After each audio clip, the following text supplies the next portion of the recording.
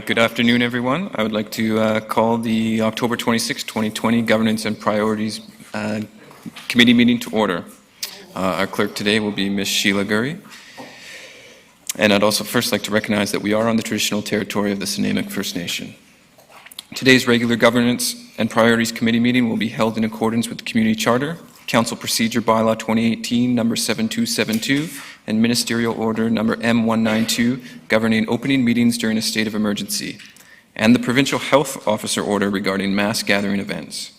Therefore, members of the public are required to observe meetings virtually and not attend in person, and question period will be suspended throughout the duration of the provincial health orders in effect. Ms. Gurry, I believe we have a couple late items for introduction. Yes, thank you, Chair. There's a couple today. Agenda item 5A, short-term rental regulations, adding a delegation from Richard Harbaugh, and agenda item 5E1, adding a presentation under the title Reimagine Nanaimo. Phase 1 engagement status update. Thank you. We'll be looking for a motion to adopt the agenda as amended. Moved by Mayor Krogh, seconded by Councillor Martman. All those in favor?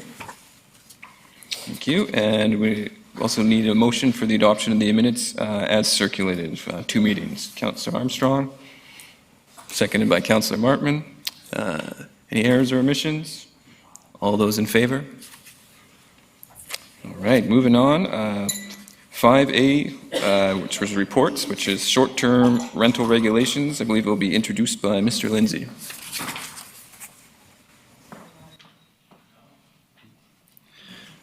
Thank you, Mr. Chairman. I'm going to immediately turn the presentation over to Mr. Stewart. Mr. Stewart's one of our long-term planners here at the city, and he's been project lead on this file, and I'll ask him to walk through the report, and he has a short presentation prepared for you.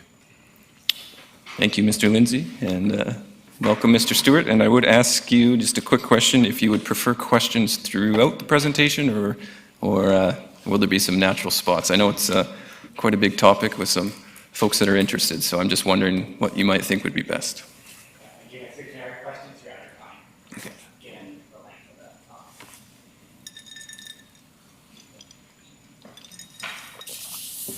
of the So thank you, everyone. As Mr. Lindsay said, I'll be talking today about short-term rentals. It's been since, I think, February 2019 when we brought forward a report regarding short-term rentals, so it's been a while that we've been working on this topic.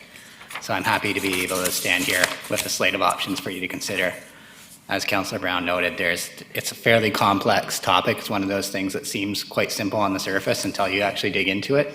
And as you noted in the report, there are a number of options for consideration. So with that being said, let's see if I can. So I just wanted to first start off by talking about why we're here, what the project goals are, and some of the considerations that are before you. Then we'll talk about the situation currently in Nanaimo, both pre-COVID and during COVID. Talk about some of those considerations I alluded to earlier. Look at some of the public consultation we've done, and then look at some amendment options for Council's consideration.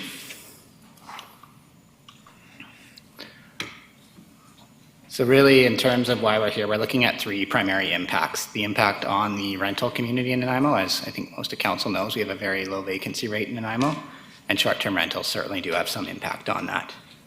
We're looking at the impact on the neighborhood as well from short-term rentals, as well as the hotel industry impact. We're also looking at some of the positive impacts of short-term rentals as well in terms of the tourism industry. And we're here really to determine if we need to make changes to our existing regulations, which permit bed and breakfast, but don't permit entire home short-term rentals. So probably before we go any further, we want to make sure we're all talking the same language. So what is a short-term rental? And the way we're defining it here is the rental of a room or an entire dwelling unit on a temporary basis, less than 30 days. And where most of us, I'm sure, are familiar with this type of language is from things like Airbnb, HomeAway, or VRBO. Those platforms really dominate, especially those 3, the short-term rental market internationally, and certainly in Nanaimo as well. So currently in Nanaimo, we don't allow entire home rentals, but we do allow bed and breakfasts. And what that means is within a single dwelling residential building, where an owner is present, an individual can rent out a number of rooms depending on their zoning. And currently we don't require a business license for that. So next chart sort of summarizes the difference between where we do allow rental of homes within a bed and breakfast versus what we're not currently permitting. So as you can see, if a homeowner is present and wants to rent out a room in a single-family dwelling, they can do that. It's a bed and breakfast. They don't have to serve breakfast. They just can rent out their room. They cannot, however, do that when they're not present, which makes renting the entire home really not possible, because you'd have to be, if you're present, you're not renting out your entire home. We cannot rent multifamily as well. We can, however, and one of the things that's maybe unique about Nanaimo compared to a lot of other municipalities is you can currently rent out your secondary suite as a short-term rental, provided you also don't have an additional suite, and we'll get into that a little bit later in the presentation. One of the other pieces that really led a lot of this and led to our review of short-term rentals was the affordable housing strategy, which, as council knows, deals with a number of issues related to affordable housing in Nanaimo. And it specifically spoke to short-term rental housing and made the 7 recommendations that are before you. I want to highlight that first recommendation because it's maybe not super clear what's meant by where the owner is currently residing on the property. That could either be, and this is where we're seeking some direction from council, either be where the owner is present when the guest is present, or simply that it's their owner's primary residence, the place they live most of the time. We'll go through some of these recommendations throughout the report, but I did want to point out recommendation number 3 speaks to fair taxation. That's been dealt with provincially since the affordable housing recommendations with the online accommodation tax platform and the MDRT, municipal and regional district tax. And we will speak to, and that's spoken to in the report as well.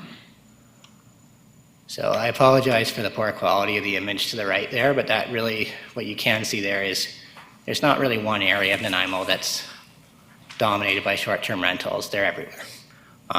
Evenly distributed, maybe a little bit more clustering around the downtown and waterfront, as you'd expect, where tourists would more likely want to be. You can also see from this slide on the left-hand side in the text just how numerous the short-term rentals are and how they've increased since the affordable housing strategy was done in 2017 to just before COVID hit in February 2020. We had 549 unique rental units, and that's the number you'll hear me quote throughout the report in this presentation. The reason for that is that speaks to if somebody's using multiple platforms, it's only counted once as opposed to the listings number. You also see that the majority of those, 71%, are entire home rentals, which, as I just told you, is not currently permitted in our bylaws. So the majority of short-term rentals in Nanaimo are not allowed. Majority, again, are in single-family homes. And you can see that, however, most of those are listed for less than half a year. So this could be individuals who maybe are going away to work at the oil patch or going down to the south for the winter, back when we could do that, and listing their house while they're gone. Thank you, Mr. Stewart. I have a question from Councillor Hemmons. Thank you, Chair. Through you. Just noticing a difference between the last slide and this slide. So we do not allow currently whole homes to be rented without the owner present, but 71% of our listed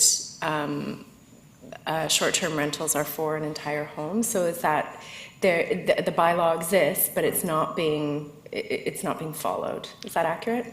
That's relatively accurate, yes, or through the chair, yes. To answer your Councillor Hammond's question, yeah. As you see, 71% of those entire home rentals, those are not currently permitted.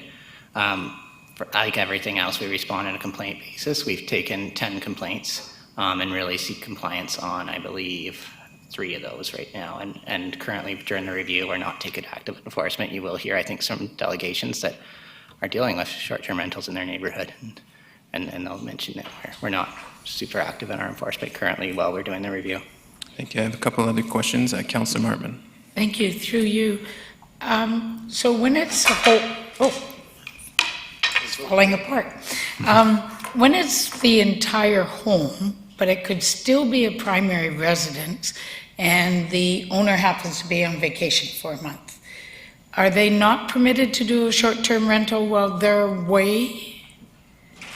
Under the current regulations, they are not permitted to do that, and that's one of the recommendations you'll see in your report that Council is making to allow that to happen. But currently, the answer to the question is no. Okay, thank you. Councillor Turley. Thank you, Chair. Through you, Mr. Stewart. I just wanted to confirm the definition of a short-term rental. It says, i.e. less than 30 days. That's Per guest or per year? That would be per guest, Thank you. through the chair. Yeah. Councillor Armstrong. I'm just wondering if we're following the lawsuits in Ontario on this to see which way the courts are going? Through the chair, not closely, to be honest with you. I've heard there are lawsuits both in Ontario and the States. I've heard Airbnb has obviously been present in a lot of the discussion as the largest platform. And more locally, number of municipalities, as you can see, have enforced regulations and spoken to their legal counsel and have not had concerns. So we're mirroring a lot of that conversation. But certainly, I'd be happy to learn more because it sounds like you know something I don't. Oh, no, I just know Yeah. that the courts ruled, I think it was last week or the week in the Ontario one, and I don't know which way it went, so I'll Google it myself. I just wondered if we Absolutely. were watching that. Because I know that one of the concerns was that they weren't allowing full rentals. And I think that's the one that there was going, but I'm not sure. Thanks. Yeah, I'll look that up, and when we have a future report, we can provide some feedback on that. Thank you. Your worship. Thank you very much, and through you to the chair. Through the chair to you, Mr. Stewart. So just to be clear, you're not allowed to do it, but 71% are entire home rentals currently. Yeah, through the chair, that's absolutely correct. And that's one of the reasons we're looking at regulating this, because certainly it's an underground market right now where we're not requiring business licenses.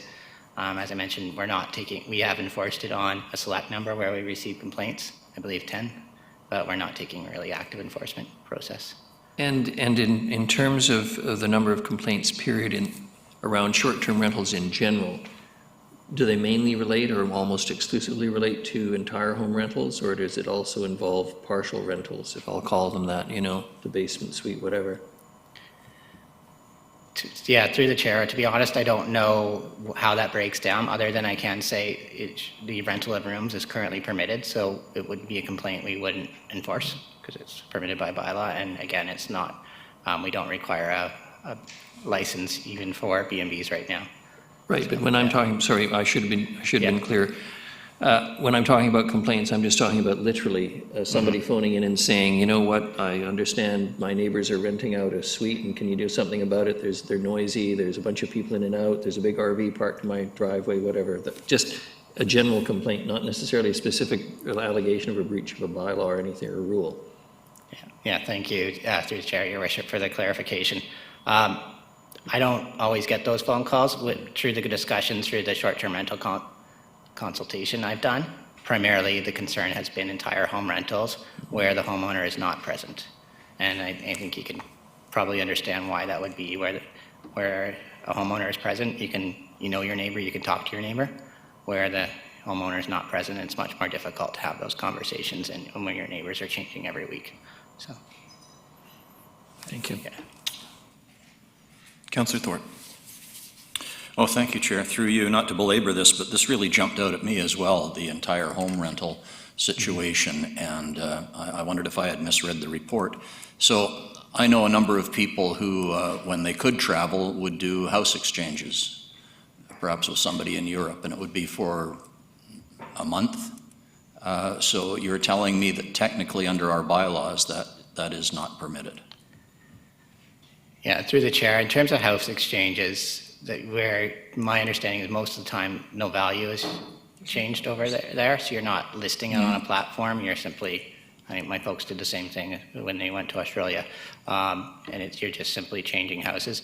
My understanding and my interpretation with that would be okay. Okay. That stat that jumped out of all of us, including myself, that's pulled from Airbnb and VRBO listings from a company called Host Compliance.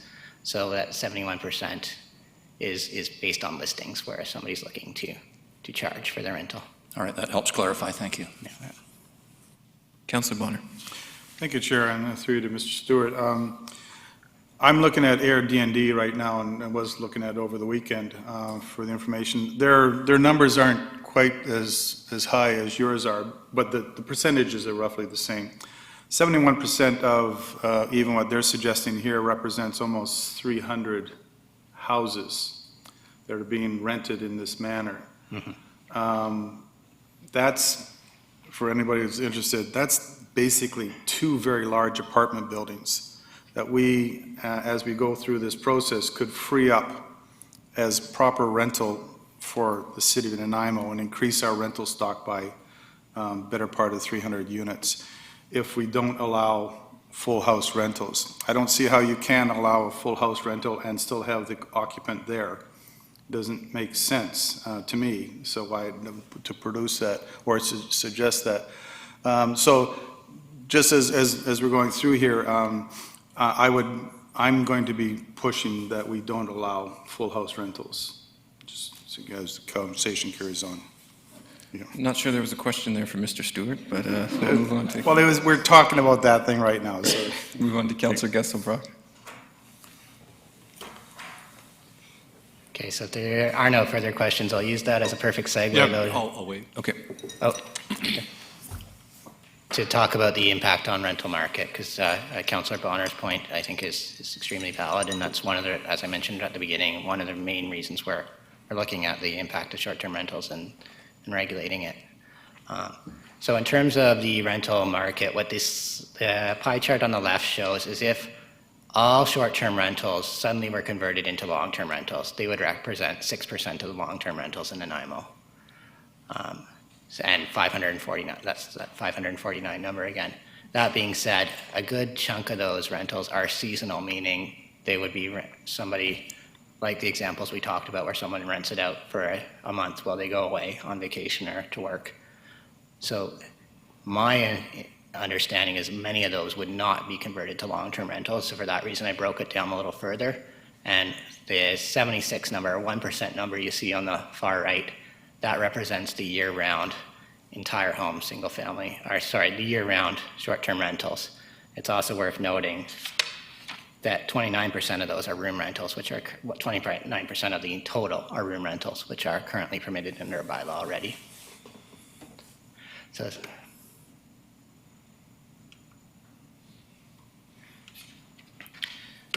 that being said, this leads us into 7 different considerations, and I know there are more that didn't fit on the slide here that we can certainly talk about, because as we alluded to, both Councillor Brown and myself mentioned, this is fairly complex, and there's a whole lot of different discussion questions. So I'm going to go over 7 of those with you. The first one that we've already discussed is entire home rental. So as we talked about that 71% slide, so what entire home rental means, just to be very clear, is that's where a guest is able to rent out the entire dwelling unit. Operator, as Councillor Bonner mentioned, could not be present. It's not possible if they're renting out their entire dwelling unit. And as we discussed, that may cause noise and loss of social cohesion, and it can impact the long-term rental market. As I mentioned, that's not currently permitted in our zoning bylaw right now. Of the 12 municipalities, BC municipalities we looked at, 9 out of the 12 do currently permit it, primarily with permanent residence restriction, which we'll talk about in 1 second right now. So what primary resident means is that's a person who normally resides in the dwelling unit. The definition that if we were to bring forward one I'd like to bring is including at least an 8-month period. But really what we would be defining that as is the place that you live, the place where you fill out your homeowner grant, your BCID card. Many of us voted on the weekend, your voter registration. There are a number of ways we can confirm that this is, in fact, your primary residence and this is where you live. So the purpose of that is to prevent dedicated year-long short-term rental units from someone buying a second home and making an income on it as a short-term rental, because that does certainly have an impact on the rental market and also impacts on neighborhood social cohesion. So having that primary residency restriction is the most commonly used in the research we've done by other municipalities to sort of regulate the market. It also, as I mentioned earlier, provides that neighborhood accountability, because the owner may not be there when the guests are there, but ideally the owner will be there a month or a week later, and you'd certainly know that owner because that's their house, that's where they live. That being said, there are challenges with enforcement on that, in terms of how you can enforce what is, in fact, someone's primary residence. For example, I talked to someone recently who's right now renting out a room. Their landlord works in the oil patch. The landlord's gone for a considerable amount of time, and when they come home, they're at their significant other's place. But that being said, that house is still their primary residence.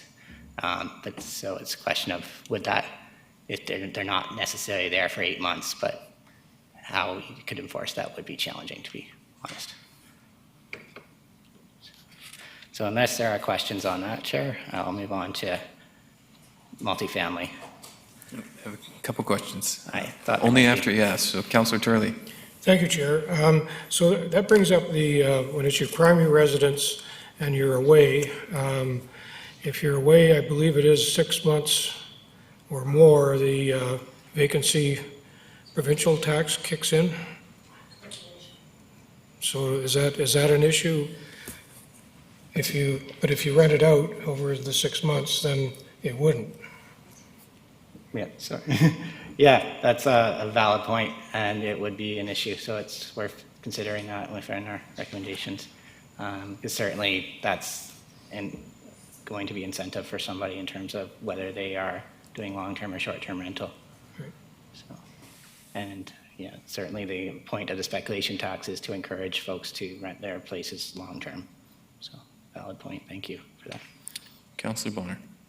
Thank you. I'm having trouble with this argument. If we follow the logic that when people are, say, going down south when because the weather's warmer down there during winter, which means that 71% of these buildings, these short-term rentals are available during the winter time,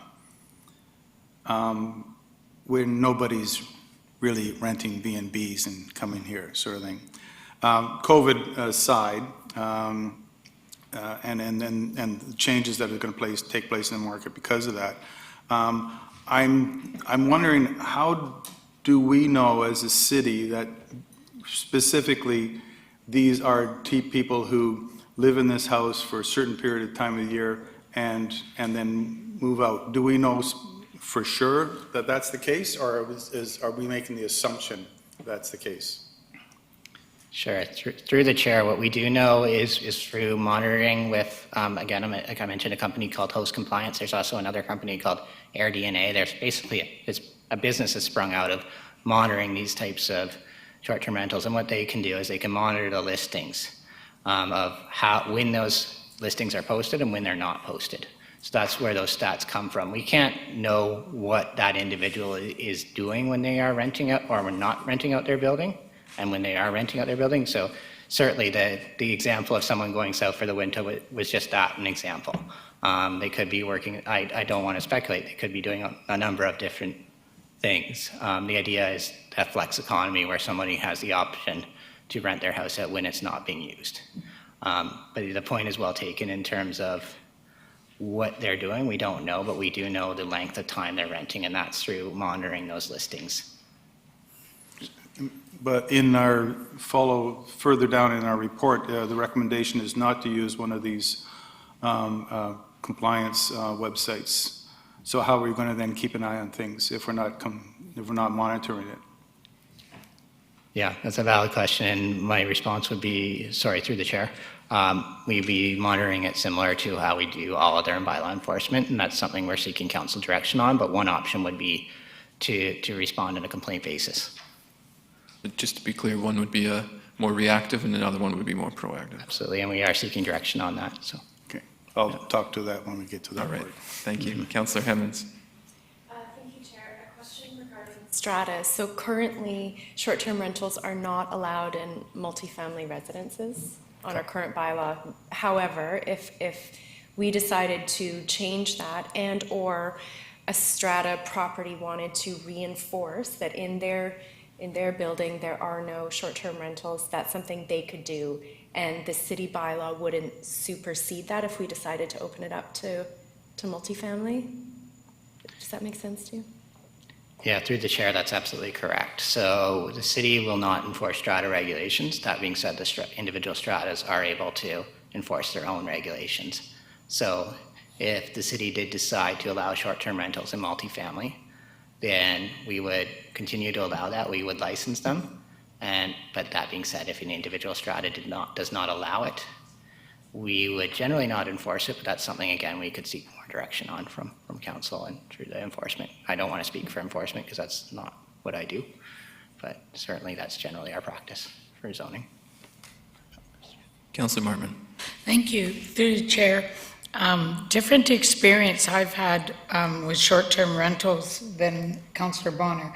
A lot of times when the people in our city go south for the winter, a lot of people in Canada come west. So with being in insurance and having to do short-term rentals for the last few years, that was what I saw, was a lot of people coming from Saskatchewan, Manitoba, Ontario, etc. So I think it is doable. Thank you. Mr. Stewart. Okay. So we spoke to short-term rentals and multifamily a little bit already here. So yeah, in Nanaimo, you can see that's a very small percentage. That's a lot different than, say, other municipalities that are more resort-oriented. But certainly, the impacts are going to be the same as they would be in single-family, except parking may be more problematic, where you have a shared parking area in terms of enforcement. If we were, say, to require one additional space, where is that space? Is that dedicated to short-term rental? That would be an enforcement challenge, not insurmountable, but it certainly would be a challenge. I spoke briefly before to short-term rentals and secondary suites. So as I mentioned, that's currently allowed in the city of Nanaimo, and one of the reasons for that was when we originally went through a B&B review about a decade ago, that didn't go anywhere, but we certainly talked to a number of bed and breakfast owners, and one of the things we heard was the desire to have self-contained suites. So for travelers desire a place where they can go and prepare their own meals. So for that reason, we then allowed kitchens within bed and breakfast. What we are basically saying is you can have a short-term rental in a secondary suite, but that short-term rental takes up the amount of secondary suite bedrooms that you're allowed. So in Nanaimo, you're allowed up to 2 bedrooms in a secondary suite. If one of those is a short-term rental, you're allowed 1 long-term, or vice versa. And as you can see, that's not common in other municipalities. Only 3 of the 12 municipalities we study permit short-term rentals in secondary suites. And one of the reasons potentially for that, and I am speculating here, but would be the impact on the long-term, short-term secondary suite rental market. Pardon me. Quick question on that, if I can interrupt. If I understand the staff recommendation, it would basically be saying whether it's the primary unit or the secondary suite, you would be able to rent it out as a short-term vacation rental as long as you can prove residency at that. So for example, if I had a house with a suite, my permanent resident could be the suite and I could be renting out the main unit. That's correct. Okay, thank you. Sure, yeah. So moving on to business licensing, one of the recommendations, again, in the affordable housing strategy, and also what we heard very strongly from both the hotel industry and the tourism industry, is the need for business licensing. When we looked at other munis, as you can see, the majority of the other municipalities in BC do require business licensing. The fee range is massive, from $49 in Vancouver to $1,500 in Nelson or Victoria. The reason for that is a philosophy, basically. Some municipalities are trying to limit the barrier to entry to get more folks to apply for business license, whereas cities like Victoria and Nelson are actually looking at cost recovery, where they do use programs like host compliance, as you see in the report, cost money and trying to recover those fees. What we're recommending in the staff report is $165. The reason for that is that's the same as home-based businesses, hotels. It's just trying to keep it consistent with most business licenses in the city of Nanaimo.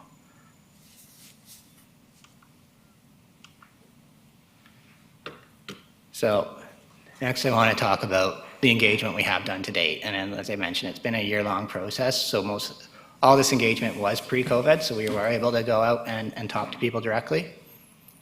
So we have met with Tourism Nanaimo and Tourism Vancouver Island. We've met with the neighborhood network and we met with the hotel operators. There's one date on there, but there are many other conversations that followed that. We had an open house where we had just over 40 attendees show up, and we had an online survey and a paper survey as well. So at the open house, one of the things planners love is dotmocracies, where we had a little sticker exercise here. And folks were able to answer a question by placing a sticker in the panel indicated. So you can see the responses to that. We had about between 37 and 31 responses per question. And you can see where those lean. So in terms of the entire home rental, which is obviously a big point of discussion, you see that slight majority favored that, but it's certainly close.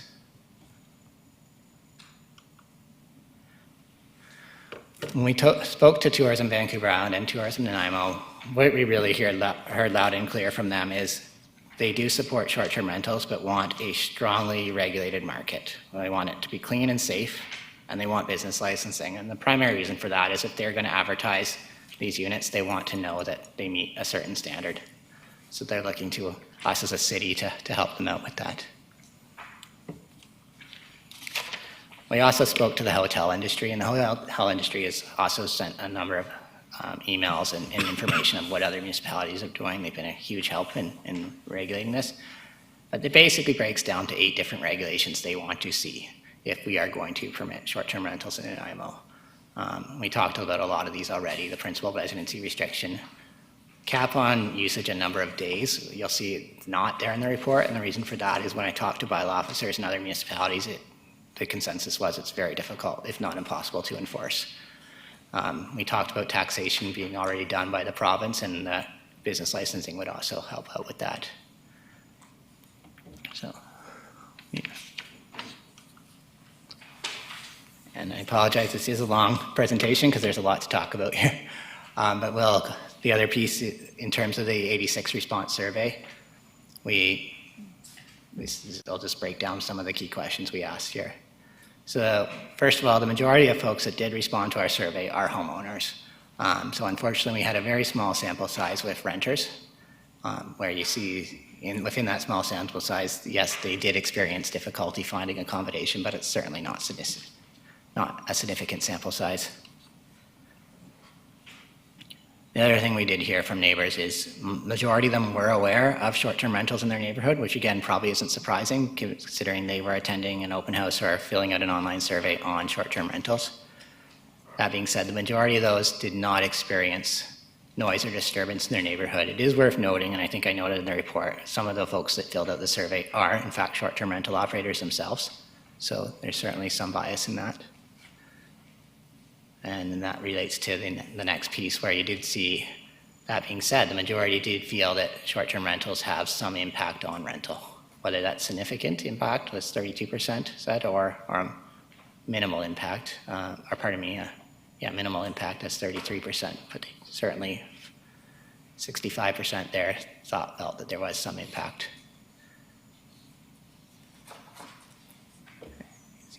And then in terms of on neighborhood impact, you see the same thing where it's very mixed response there. Where we were actually surprisingly fairly evenly split was the idea of requiring business licensing for short-term rental, and you can see the results there in front of you. And then we spoke to the idea of secondary suites, and we asked the public that question as well, and you can see the majority, 73%. Were in favor of permitting secondary suites in short-term rentals. And there's the entire home question as well, where 65% were in favor of permitting short-term rentals within an entire home.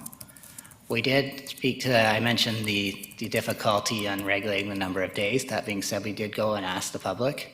And again, you can see you have the report in front of you, but it's fairly split out.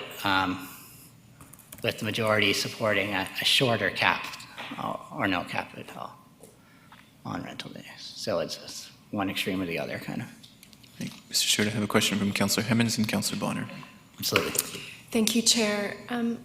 Mr. Stewart, would you say that, so we have 71% of our current short-term rentals are in whole homes, which our bylaw does not support.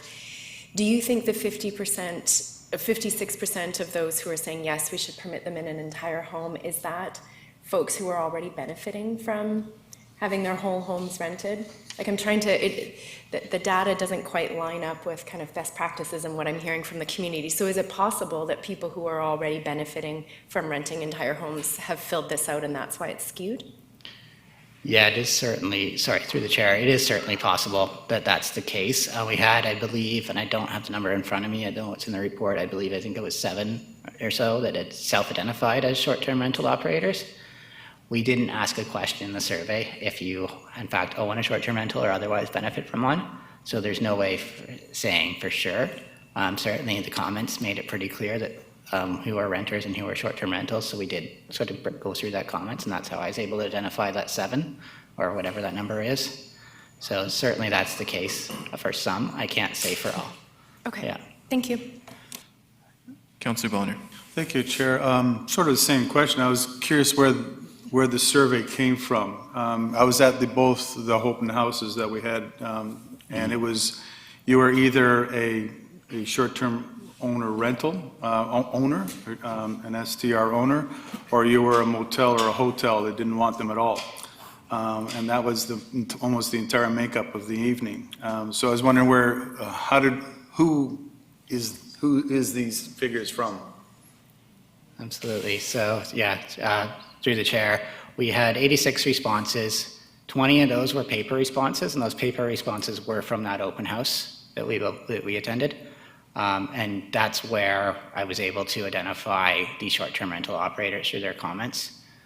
So, again, I'm saying 7. That number is in the report. I might be wrong on that number, but that number of folks were entirely paper surveys. The other surveys were online, so they were posted in the project website through our Facebook and social media posts. More difficult to say who the folks were filling those surveys out because none of us necessarily talked to them. But certainly from the comments, that looked like a wider selection of the community based on the comments that were provided. And certainly there were a number of comments concerned about impact on rental, and we saw that in the earlier slide. In terms of folks saying, yeah, these do have an impact on the neighborhood. So. Okay, thank you. Councillor Armstrong. Thank you. I'm stuck on the speculation tax. I mean, the government says that if you're gone, you have to rent your house for 6 months, or you pay the tax. If we don't pass this, then we're penalizing those citizens and they have to pay the tax. So I can see them coming back and say, well, city, you don't allow this, the government tells me I have to, so who's gonna pay their extra 20%? Is that gonna be us, which is gonna really add up? Because I think our bylaw is in direct contradiction, if we pass that, to the provincial law, which is a step higher, so we have to actually follow the provincial law. So I don't see how we can limit it so long as we stay in the speculation tax, because we're going directly against the provincial law, and there's no way we can do that legally. Mr. Stewart. Sorry, I'm not sure I heard a question there. Sorry, Councillor Armstrong, can you repeat the question? See, my question is, the speculation tax, if you don't rent your house out for the 6 months, like those are, especially for those that go south, you have to pay the speculation tax if you leave your house vacant more than 6 months, which is a considerable amount of money, like in the tens of thousands of dollars. This bylaw would prohibit them from doing that, saying that you can't rent out your primary residence. So I don't know how legally, maybe the mayor can step in, I don't know how legally we can do this when the provincial bylaw, or the provincial law supersedes a bylaw.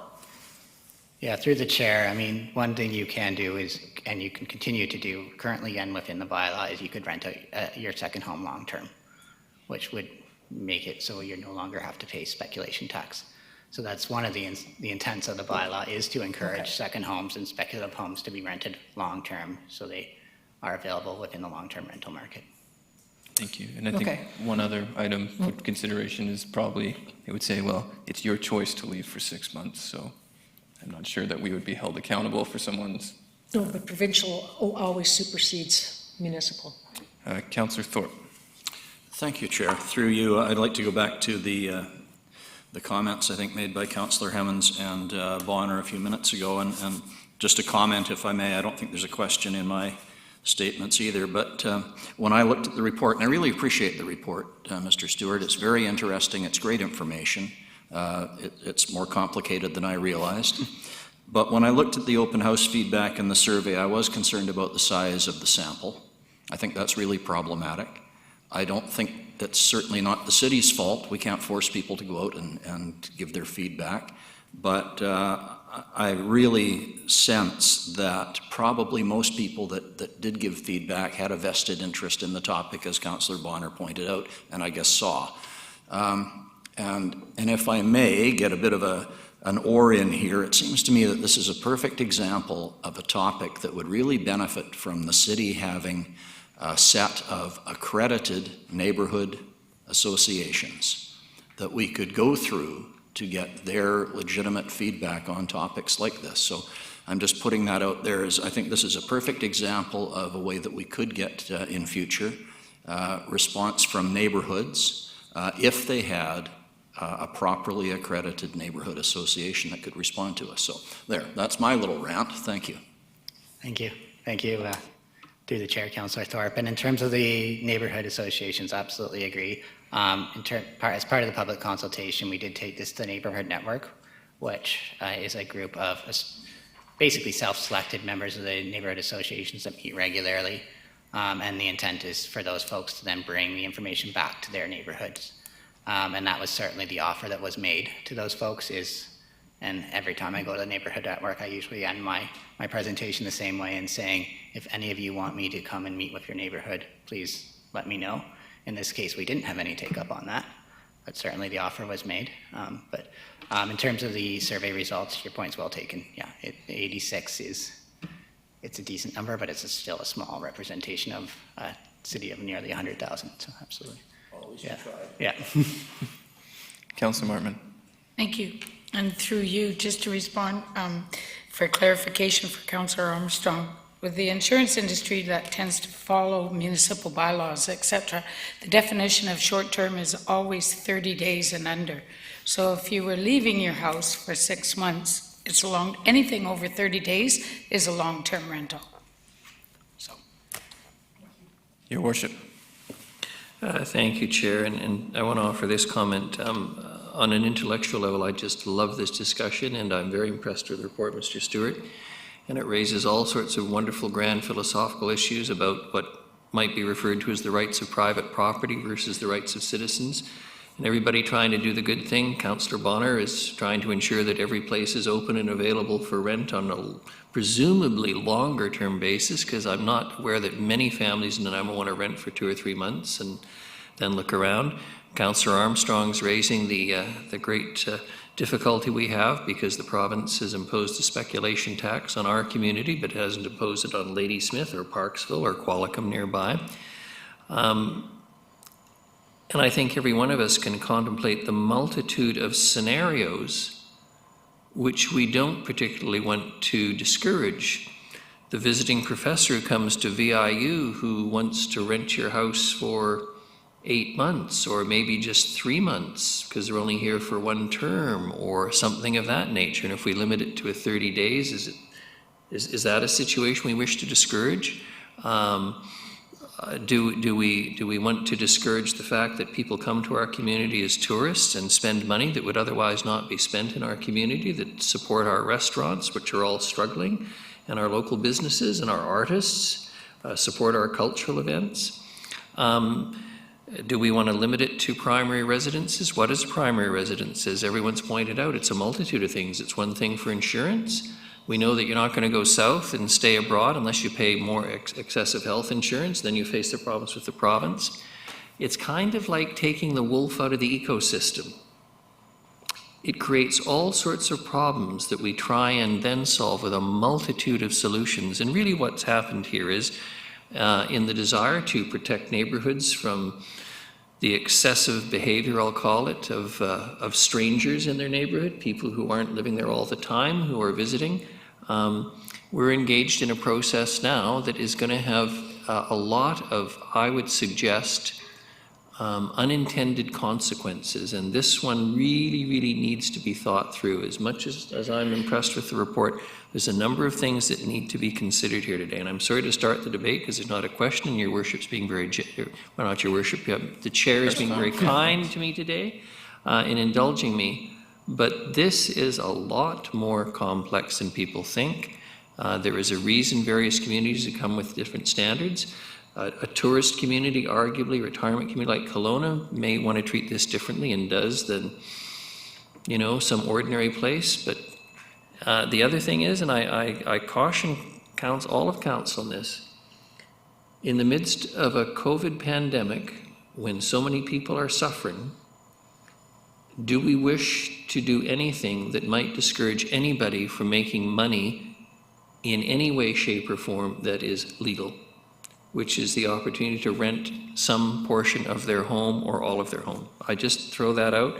as I say, on an intellectual level, because it's not impacting me and there's no one in my neighborhood, it's not a personal thing, but it is an enormously difficult and complex problem. Thank you, Worship. I did hear some questions, but I think they're all rhetorical, so we'll Yes. go back to Mr. Stewart then. Okay. Thank you, Mr. Chair. And so we're just trying to think where we were here. So we'll just wrap up with talking about different amendment options. Your report has 4 different options. There's probably more options available to that, and I'll speak to the first 3 of those options in the report as well. Fourth one's not on the slides, but I can certainly speak to it if there are questions. So the first one is the staff recommendation, and that would be to allow entire home rental with a permanent residency restriction, and that I really want to emphasize the importance of the permanent residency restriction, which I think does address maybe not all of the concerns, but certainly some of the concerns we've heard today and outlined in the report.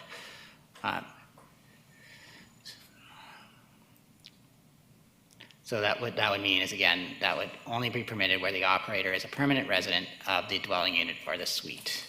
They wouldn't necessarily have to be there when their renter is there, but they certainly would have to live at that house, and there are a number of ways we can review and determine that. We are not talking about limiting the number of rental days. We are talking about keeping similar rules, though, to our current B&B in terms of bedrooms and all the other parking rules and everything else. Keeping the secondary suite policy the same, definitely requiring a business license and requiring 1 additional parking space. Option 2 would be essentially the status quo where we allow the rental of rooms within a home where the owner is present. But the big change here would be requiring a business license. I have a few questions here, Mr. Stewart. Sure. Your Worship?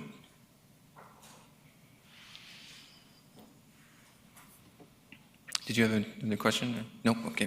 Councillor Hemmons. Go back 1 slide. I have Absolutely. 2 questions. The first is, so based on staff's recommendation, permitting short-term rentals in multifamily dwellings.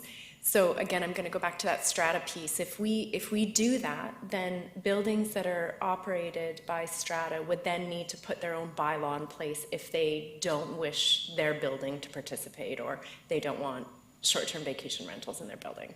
Okay, thank you. And requiring 1 additional parking space. So in a bit of the discussion, there was opportunities for homes to have 2 short-term vacation rentals, 1 in a suite and 1 in a bedroom. The 1 additional parking space, is that per rental unit or is that per visitor? How do you distinguish? So so through the chair, to answer the second question on the 1 additional parking space, that would be per property or per listing, I guess is a better way to say it in the multifamily context. So per dwelling unit. So to the example of where there are 2 bedrooms rented, only 1 parking space in their recommendation would be permitted. The reason for that is that's consistent with our current B&B guidelines, or pardon me, and it's simply easier to enforce. But this is, again, something where we're seeking council direction. I have an additional question on that. So, say, for example, if someone was having a short-term vacation rental in a suite, when they put in the suite, they would already have been required to add 1 additional space or ensure that there was a space there. Then would they have to put an additional 1 on top of that? Very good question, Mr. Chair. And that's maybe something we need to break down when we bring forward a bylaw, because that would really depend. If they had a suite currently, and they were converting that entire suite to a short-term rental, then my response would be under that recommendation, it would be 1 additional parking space. Where they're kind of doing a 50-50 option, you probably need you need 1 for each of the options. That's a good question, something we'll look at when we bring forward a bylaw. Thank you. Councillor Bonner. Thank you. Part of the recommendations missing from this, so I think is the recommendation for all 4 of them, is the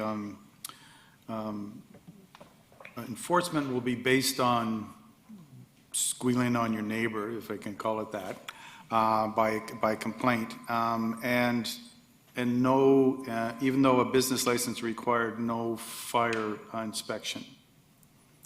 That's correct? Yeah, that's through the chair again. That's correct in terms of the fire inspection. The rationale for that is when we sat down with business licensing and fire, simply, again, there's close to 600 of these, and staff simply told us they don't have the capacity to inspect each and every one of these.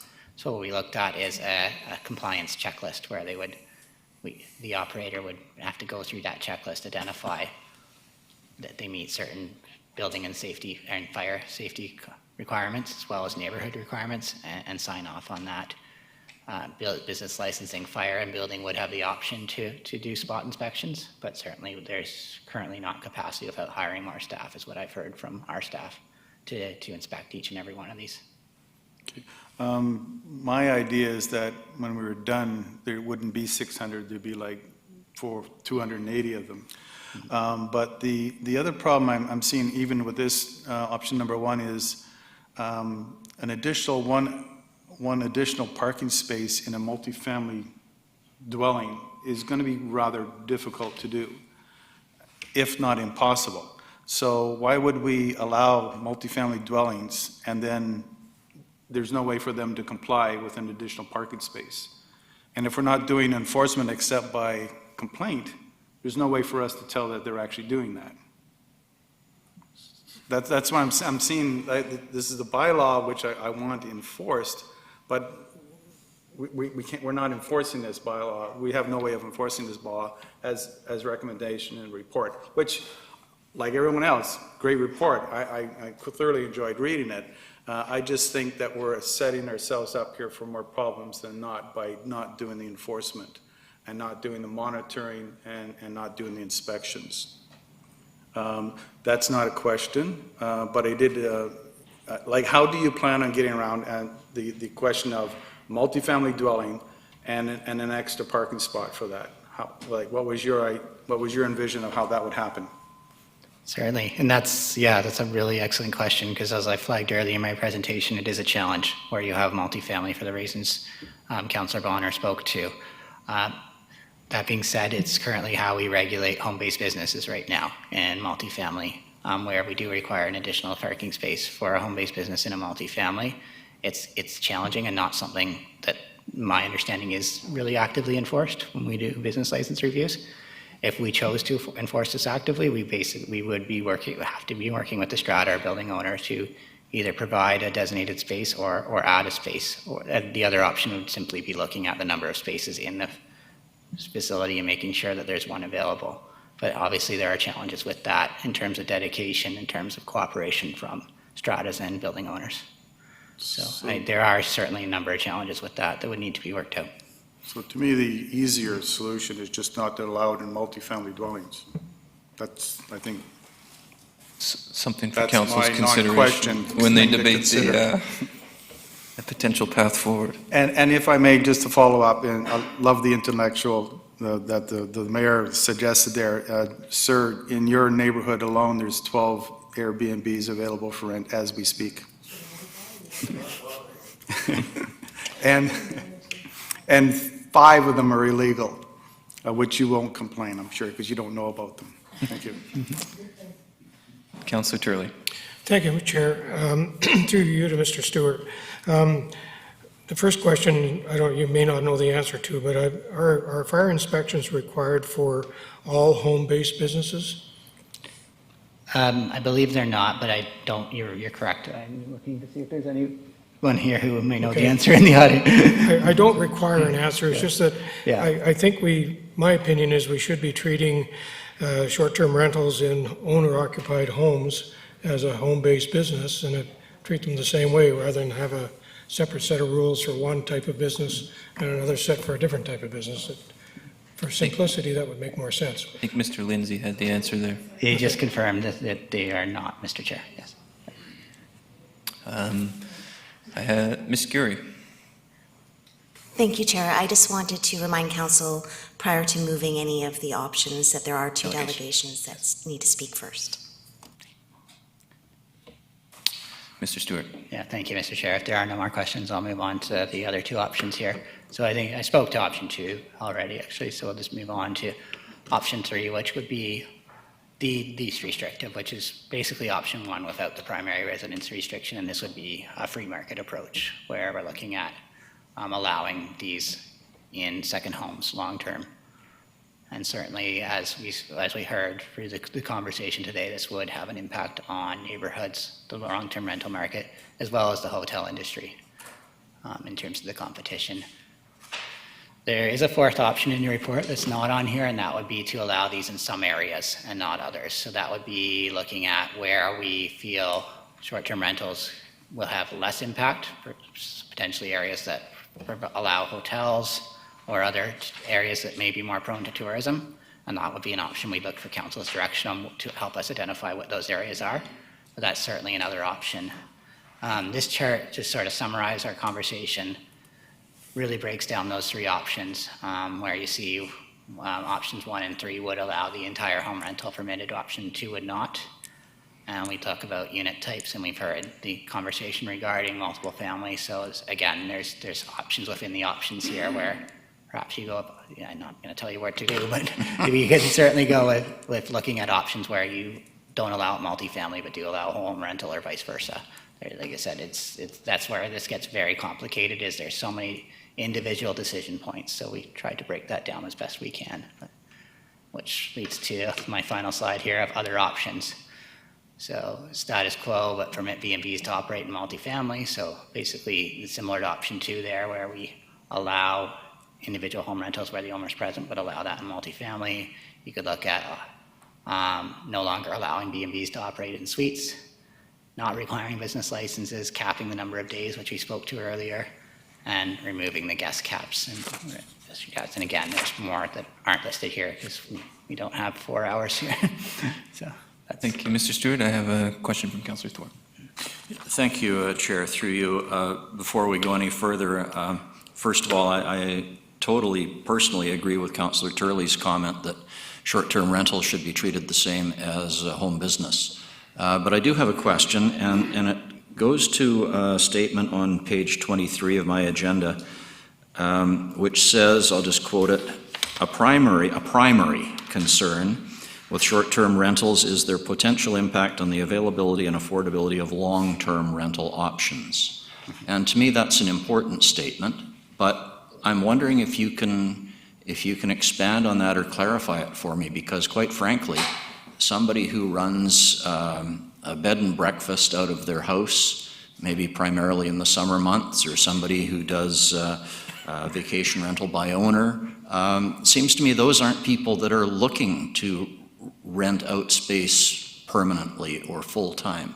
So I'm not sure of why short-term rentals would have such we're considering that a primary concern about the lack of long-term rental facilities. Can you help me with that? yeah, through the chair, I certainly hope I can, because I think that question boils down to the meat of this discussion really well. Because certainly where this came from, just to sort of start, was through the affordable housing study, identifying the impact of short-term rentals. And the reality is they do have an impact. What that impact is certainly debatable.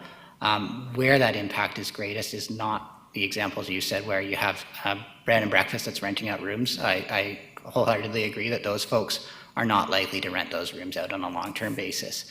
Same with the folks who rent out their room on a short-term basis while they're on vacation or working elsewhere, or whatever it is they are doing. So that's going back to option 1 and the staff recommendation. We're looking at allowing those type of uses, but what we don't want to allow in option 1 is the folks that have a second dwelling unit that they otherwise would rent out long-term and are now realizing they can make considerable more money renting that short-term and use that unit. So the perma short-term rentals that you're starting to see prop up all over the world, and it's certainly a problem in other cities like Vancouver or some of the tourist cities that have been named. And we're starting to see that more and more in Nanaimo, where folks are taking a home that was once a long-term rental, speculative home, or second home, and converting that to a short-term rental. And that does have an impact on rental, and that's what we're trying to address. Okay, thank you. Councillor Marvin. Through you, that would have the same impact with secondary suites. That's really an issue for me, is because a person could have the option of, yes, a long-term rental, or the short-term rentals where the turnover and the income can be so much higher. So do we want to allow that type of rental to take away from the long-term market? So I think that's where the short-term versus long-term comes in. I have a question for Mr. Stewart, seeing no one else on the list. In the research that went into this report, did it show the year-over-year growth of short-term vacation rentals, and has that sort of plateaued, or are we still, I know from some similar research previously, there was quite an explosion over 5 years as these web providers came online. I'm just wondering, has that showing any signs of slowing down, or? Well, yeah, to answer the first part of your question, Mr. Chair, in terms of the growth, we started looking at this in 2007 with the affordable housing strategy, and the numbers were on the slide there. It was just over 400. We now have close to 600 short-term rentals, just pre-COVID in February. When we looked at the impact of COVID, we lost about 20 listings, which really wasn't significant, and that was in May that we looked at that. I don't know what it is now, to be honest with you, but I imagine it's pretty similar to the May numbers. Right. So it's starting to plateau, probably largely because of COVID, but it's certainly not going down dramatically. And prior to COVID, yeah, we were seeing an increase in numbers pretty dramatically. Yeah. Right. Thank you. Seeing no other people in the queue here, I suspect there will be additional questions, and I would actually encourage council to ask additional questions once we get in, or if we get into a debate portion. I think His Worship's comments were very wise. This is one of those topics where policy mechanisms might seem like they make sense, but can have drastic unintended consequences. So I think it's best we ask all our questions to Mr. Stewart, but first if we can get to the delegations, and then we can go from there.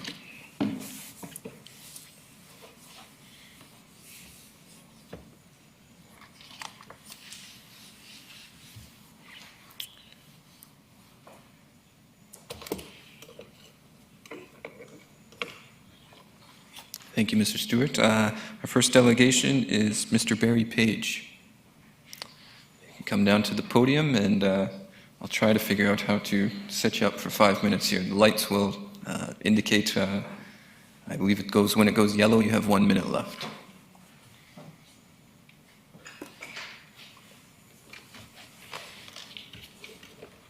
Good afternoon. My name is Barry Page. I'd like to thank Mr. Stewart for the depth of his research, which I found very enlightening and in large part would support my own concerns. Mayor and Council, this afternoon I'm attending as a delegation on behalf of the affected and concerned neighbours. I'm an owner of a resident at 3664 Oak Ridge Drive, and I've owned and lived at this location for 35 years. For the last several months, our habitation has been affected and disrupted by events that have taken place at 3693 Overlook Drive.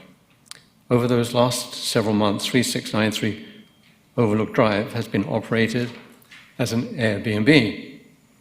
There are many other platforms, but initially this property was listed on Airbnb, 5 bedrooms, 3 bathrooms, and additional accommodation.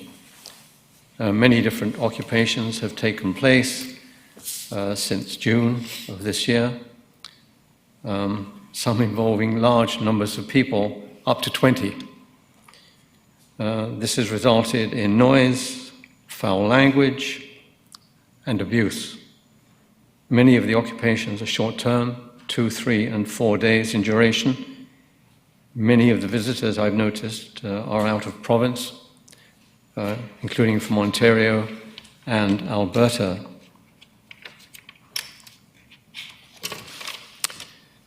I do not have internet personally, but my neighbors advise me that the owner of 3693 Overlook lives in Richmond and apparently has at least 3 other houses listed, which he operates on as Airbnb or some other platform. Apparently he keeps changing the platforms to avoid some detection. As a result of our own experiences, we've called the police, bylaws, and a health officer. To date, we are advised that a large number of complaints have resulted in regulations being formulated, which are those that Mr. Stewart's working on, to address the Airbnb and short-term rentals. It's with this in mind that I'm attending today to request your cooperation in ending these activities in neighborhoods. I would like to add that I have not approached this process previously. I've attended City Hall on a number of occasions recently and found staff to be patient and helpful. I have been presented with a copy of the proposals Mr. Stewart worked on. I've reviewed them, and some of the information contained in that report from Mr. Stewart are really self-evident, and it's obvious that a lot of the people that have responded are benefiting financially by operating short-term rental. So it tends to slew the information that we're being presented with. I'm concerned that there's a dumbing down where neighborhoods, and there was a reference earlier, I think, from the mayor saying that we should involve neighborhood associations. As a result of bylaws that have been passed over the last 20, 25 years, neighborhoods have become somewhat fractured. And in many cases, neighborhood associations no longer exist. Trying to get people to participate and state their position is increasingly difficult because people are so fractured and so distracted by other things that take their attention. So are neighborhoods to be places where we make money, or are they going to continue or go back to places of refuge where we live? And that's my concern. If we do not address the matter, we're allowing some people to generate a huge amount of income, and they're doing it on the back of negative influence to neighborhoods. I think my time is up. Thank you. Thank you, Mr. Page. I have some questions here from council. Your worship. Thank you very much. As you've heard the discussion today, I mean, this is a complex issue. You're coming here as a neighbor, and quite rightly so, with that kind of disturbance, and nobody wants it in their neighborhood. Having said that, if council's going to deal with this issue, I'm just wondering how you feel about the concept that is proposed, that it only be permitted where it's the primary residence. In other words, the expectation is that there is an owner probably on the site, or alternatively paying a great deal of attention, more so than, as you say, the absentee landlord owner in Richmond who's just collecting the money, and it's a cost of doing business if he has complaints from the city of Nanaimo. In my own experience, of course, I'm somewhat isolated because I can only talk about my own individual experience. That would certainly be an advantage and would change my own experience. The problem with the whole process, like so many others, is enforcement. You know, if the chap or any individual decides that they want to set up a conglomerate of 8 or 10 homes, and they buy the homes and operate them, how are we going to track that? I mean, does it revert back to a homeowner who has to call the police or call bylaws repeatedly?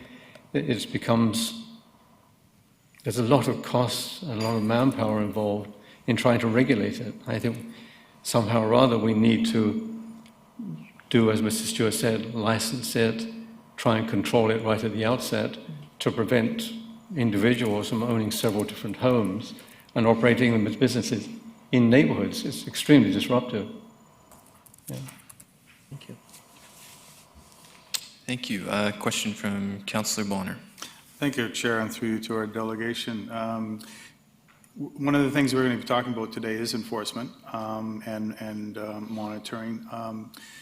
In your experience, you mentioned that you've called city, you've called health officer even. When was the last time you made a call? I do have a chronological record here of all of the people I've contacted and the dates.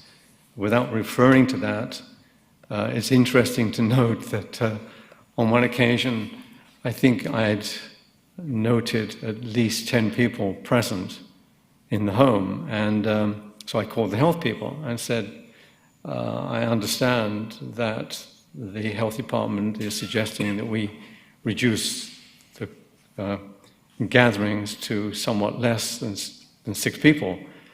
And the health officer actually responded that coincidentally she had attended with a member from the bylaw department, and the owner of that particular property, who lived in Richmond, just happened to be in attendance.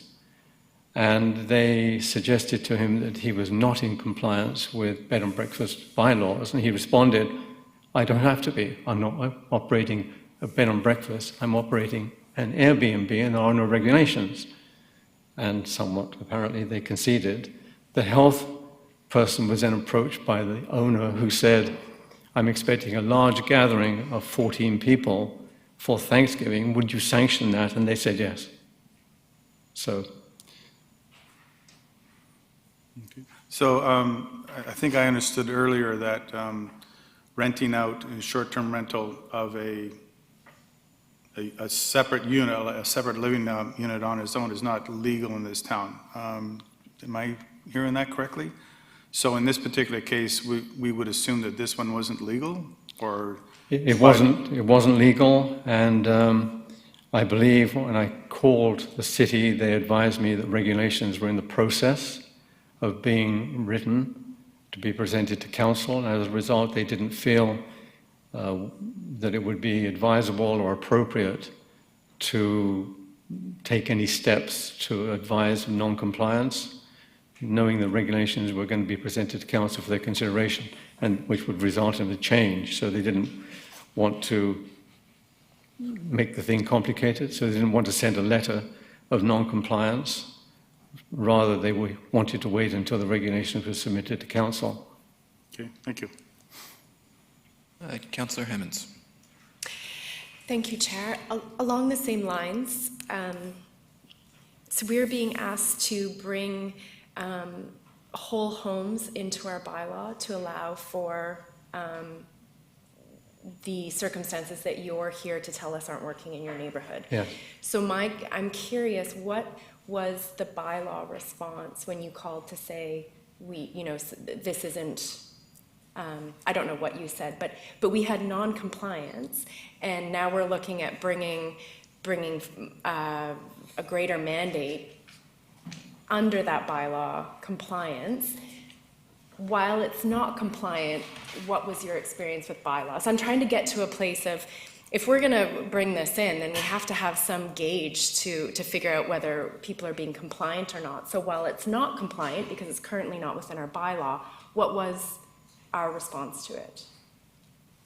The response was that at the moment, the situation that existed in my neighborhood, and the one I'm here to address today, was not in compliance with any existing regulation. The person that owns the home doesn't live in it. In fact, he operates several other buildings which he operates for business purposes. And it doesn't even fall, at least I was advised, it doesn't get addressed by the existing bed and breakfast because it's so far beyond that new regulations needed to be formulated, and that's presently what's happening here. So if I'm understanding correctly, it's a non-compliant property under the existing bylaw, but because the bylaws that regulate these were being reviewed, at that time no enforcement action was taken. Yes. And could I just follow up and follow that one step further and say that if we pass staff's recommendation today, then that house will be in compliance, even though, what am I trying to say here? The complaint you're bringing forward to say this is problematic is currently outside of our bylaw, and we're debating whether to bring it in the bylaw. It would still be non-compliant because it's not owner-occupied, correct? it isn't Right. owner occupied. Yeah. The owner of the property owns several other properties elsewhere, not necessarily in Nanaimo, which he operates. And again, leading into the potential long term, it's long term rentals. If this chap is probably going to generate sufficient income from May to September, the rest of the time, the house sits empty. Like it and several other homes in our neighborhood, they're empty sometimes for years, not just months. They're sitting there empty for years. And again, it has an effect on the neighborhood. And it's detrimental, really, to the ability to other people to either buy the house or use it for long-term rental, because probably 7 or 8 months of the year it's sitting there empty. But the person who owns it is generating sufficient revenue in that short time that he's renting it. He's quite happy to have it sit there empty, and for the most part, they're completely unkept. The property is not maintained, and I've called the city on a number of occasions about other homes in the neighborhood, and they say, well, your neighborhood is in transition. I'm not quite sure what that means exactly, but that's what I've been advised. I mean, we do have a number of empty homes. They've been sitting there for years. There's little maintenance, and I've complained about the upkeep of the property, but no enforcement. I have a question from Councillor Armstrong. He'd contact me, and I was the one who put him in touch with bylaws, and I did get a call back from bylaws where they actually issued a warning letter, but because of the review, that's why there was no charges laid at that time, but they were going to follow up if there was another complaint. So I think we spoke, about a month and a half Yes, ago? we did. Yeah, so I did forward all the concerns to bylaw, and bylaw did deal with it. Thank you. Thank you. I have no one else in the queue, so thank you very much for coming up Thank and you. sharing Thank you. your experience. Do I have to wipe this down? Or? No. Thank you. Up next, we will have our next candidate, Richard Harbo, after Mr. Lindsay kindly wipes down the podium.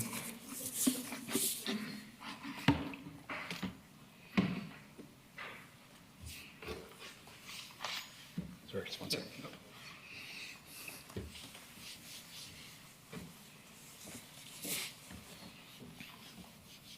Sorry, that one had a lot of Lysol in it, so yeah, the podium's a little wet. Might need my mask. It's super clean though. Mr. Harbo, welcome. Thank you. Thank you for this opportunity to speak to this issue. I've been a resident in Nanaimo for 39 years and about 16 or 17 years at my current address. I'm in the same neighborhood as the previous speaker, so some of the issues will be the same. Now, is this going to advance?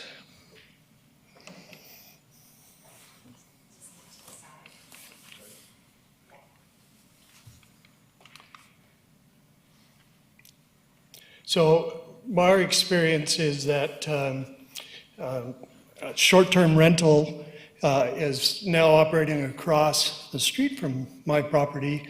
Up until about May, it was a long-term rental. People had lived there for a couple of years. The owner asked them to move out for whatever reason, and then has now turned it into a short-term rental. There's been large groups of people on occasion in excess of 20 persons, 6 vehicles on the driveway. There have been some health and safety concerns, cleaning protocols, inspections. Apparently VHA has inspected, and they've recommended that it's okay for up to 9 adults. And that's how it's currently advertised on the website.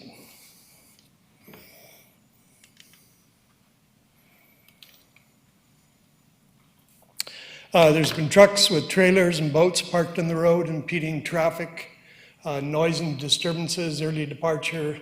I presume they're either going out for the day early or catching an early ferry. But 6 vehicles slamming doors at before 6 o'clock in the morning has woken me up on several occasions. There's also been a motorcycle group that were there, very loud. And policemen called on at least 2 occasions for noise violations, and there was some confrontation that was going on that they had to attend back a couple of weeks ago.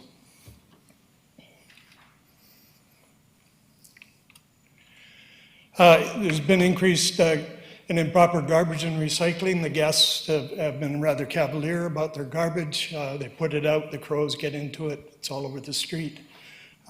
Bins are sometimes set out late at night because the cleaners come around, and sometimes early in the morning and roll the bins down.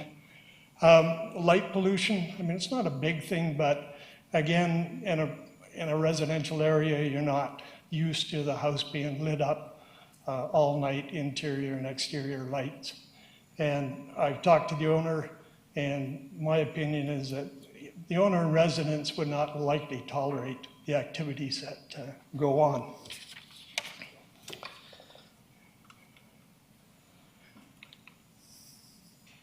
So in terms of Mr. Stewart's report, yes, he's captured the situation.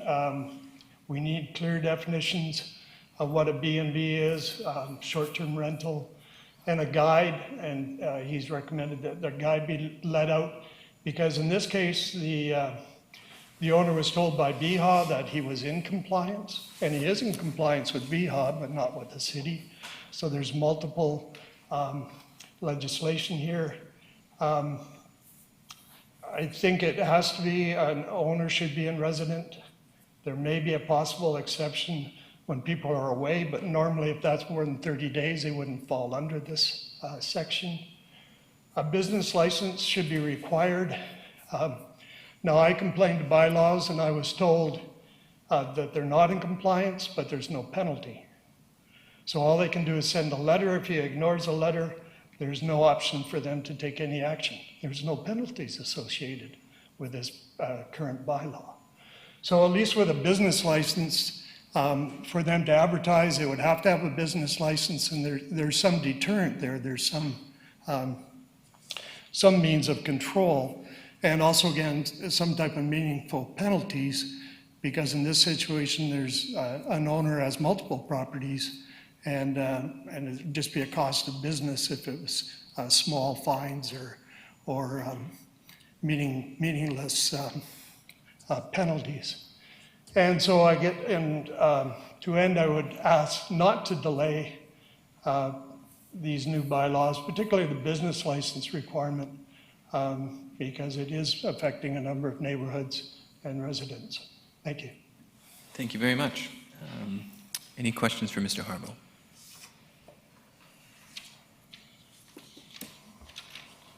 Your Worship. Thank you very much, and I see your recommendation is that owner be in residence. And when you say that, you're talking about the possibility of perhaps a 30-day or long-term or longer-term rental, if you will, but the owner not actually present in the house, but they have to be a resident for legal purposes, or are you suggesting that they have to be actually in the premises at all times, just to be clear? I think for legal purposes, I mean, that might make it more complicated than just saying no, that you must be in residence. But there are situations where people may go away, and if they went away for several months and they wanted to rent it out, that probably wouldn't be an issue. But they could turn around and still rent it out on a 2 or 3 day multiple situation for conceivably up to 4 months if it's not really dealt with in the bylaw. So my recommendation would not be to allow it in primary residences, but I do recognize that there are some extreme cases in there. But those would probably be a few, I would think. Thank you. Thanks again, Mr. Harbaugh. I see no additional folks on the queue, so thank you again for coming and sharing your experience. Thank you. Okay. Oh, sorry. we will be going into discussion here, yes. Just turning off the podium. Okay, I have Councillor Armstrong, but I also have Ms. Geary as well, so just going to jump to Ms. Geary quickly here, and then we'll get Councillor. Thank you, Chair. I'm not sure if council was looking to maybe have a quick break now or after this matter is dealt with and before the next one, but just wanted to put that out there if you needed a 5-minute refresher. It's a very good suggestion. I see some thumbs up, so we'll take a quick recess for 5 minutes and come back and jump in the discussion.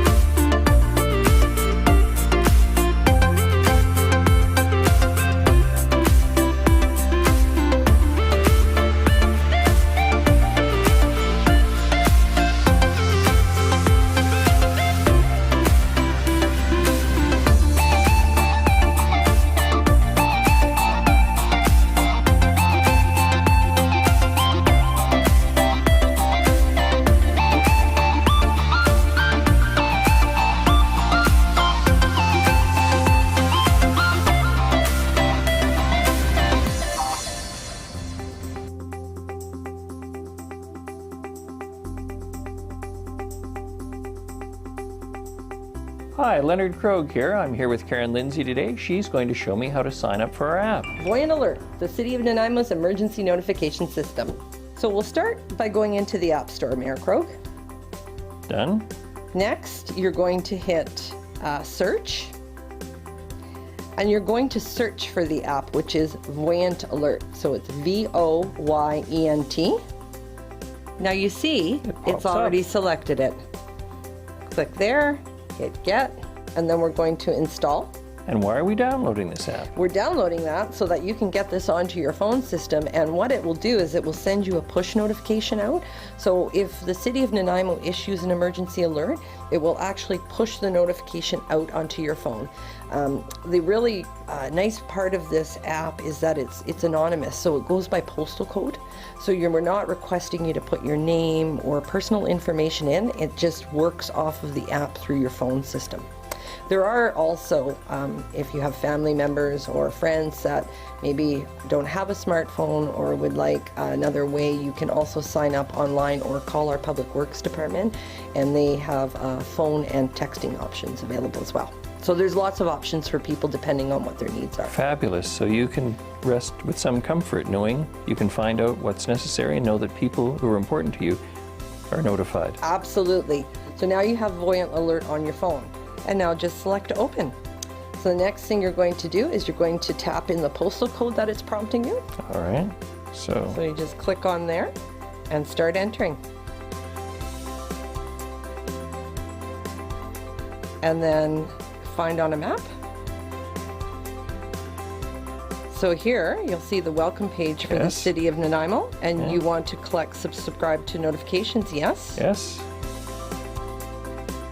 Click that you agree to the terms, so click both to the yes for consent, and then hit next. And it's going to ask to either allow or not allow notifications, and you want to always allow. Always allow. Always allow. And the reason that is, if you don't allow, it won't push the notification out to you. So always allow. Always allow. And now you see here, you've got a message to accept that you've signed out. That's the two-factor authentication, and you're going to tap yes. And now you're in the system. Also, when you have a moment, we recommend that you pick your locations and sign up based on those locations, and then you'll get alerts from the City of Nanaimo. Karen, thank you. Everyone, sign up.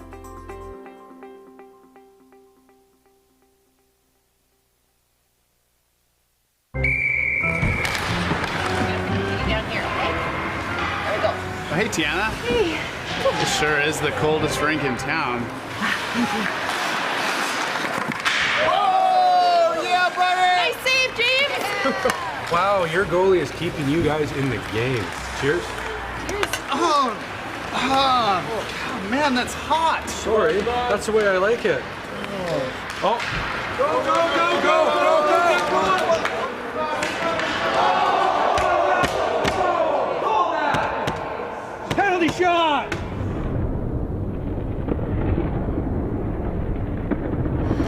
Scalds from hot drinks are a leading cause of hospitalization for children under 5. 2 minutes, stand in the front, unsportsmanlike conduct. Hot tea and coffee will cause serious burns to a child in less than a second. Got a kid? Use the lid.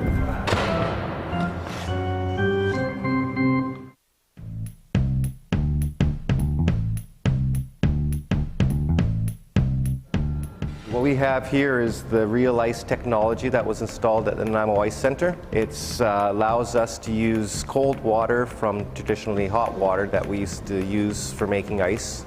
Basically, the water will come in through the bottom, go in through a vortex idea, making the air bubbles microscopic in size, which makes a better, more dense sheet of ice. Differences that you'll see with the Real Ice is there's less snow developed, so that's easier for cleaning, and also it's a denser, harder, clear ice. So the ice skaters will certainly enjoy that. And the city plans to implement Real Ice at our other 2 arenas as well.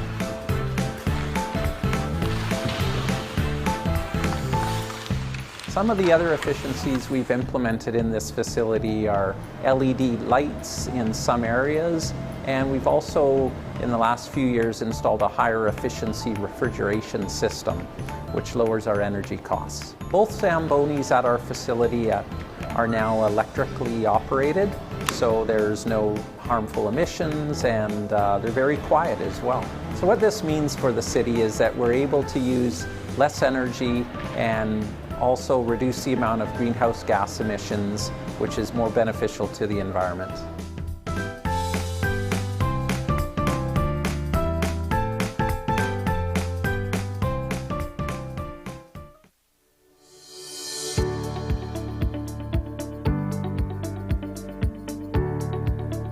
We're here at Bruce and Dundas.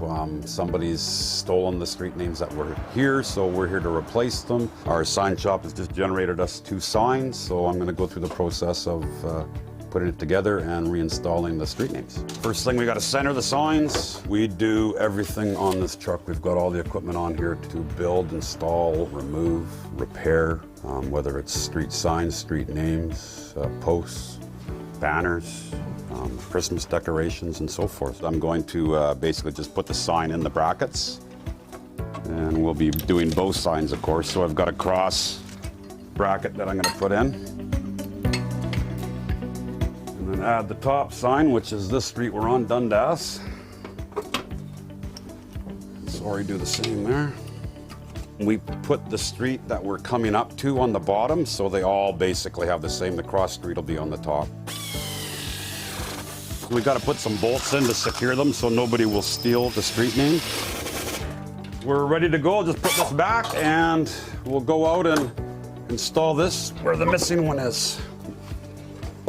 Every year we do what we call a stop sign survey, where we go around and check all the stops. We clean them, make sure they're in the right spots, in good condition, not bent, and we also clean the street names, make sure they're good. As we're doing that, if there's ones that we decide we want to replace, we do that at that time. This year we're looking at approximately about 120 sets. It's very expensive to do, but we're continually, weekly changing street names because of either them getting damaged or people breaking them and taking them.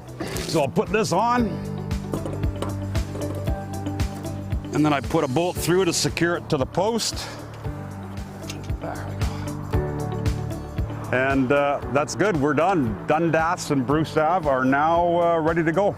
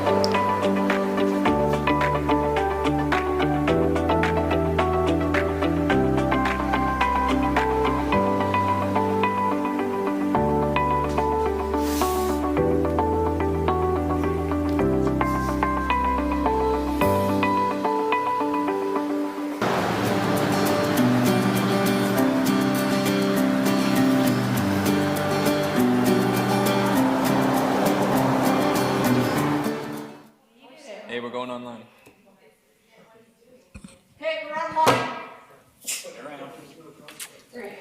All right. All right, welcome back, everyone.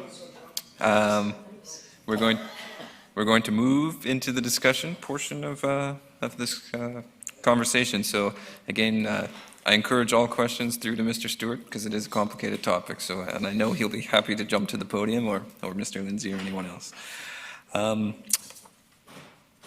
Councillor Armstrong, you're first up. No, I just want to just make a comment in general. It's about the primary residence. And one of the reasons I'm in favor of the primary residence is for families. You know, there's a lot of families that have 3 or 4 little kids that give them the opportunity to actually go on a vacation without having to rent 2 or 3 hotels and spend all their meals. So I do think there's value in that. I think we can like VRBO and, well, Airbnb now is supposed to have that you can't rent a house out to anybody under 25. So that would look after one of the issues when you get the big party issues. But I do understand what both of our speakers were saying, that they can be very detrimental to a neighborhood when their cars are coming and going at all hours and nights. And I know if we stay with the primary residency, then it'd be fine. Or you could even have a rule where you can only own 1 short-term rental in a city. That's another way you could get around it. Thank you. Councillor Bonner. Oh, one other thing, sorry. The court ruling was held in Ontario, so you can put regulations on. Read it. Councillor Bonner. Thank you for that. To Councillor Armstrong's point, I've been partying, I don't know, since till I was like 3 weeks ago. So I don't know if the 25-year limit makes any difference in terms of partying. The whole concept of a bed and breakfast is exactly that. It's a bed and it's a breakfast. And I've been to them before. I'm sure many of us have been all over the place. So where you go to a place and you rent a room, and it might even have an ensuite with it, and then they feed you breakfast in the morning. And that was the original intent. And the internet, to all its glory, made this now a way to make a fabulous amount of money in a short period of time.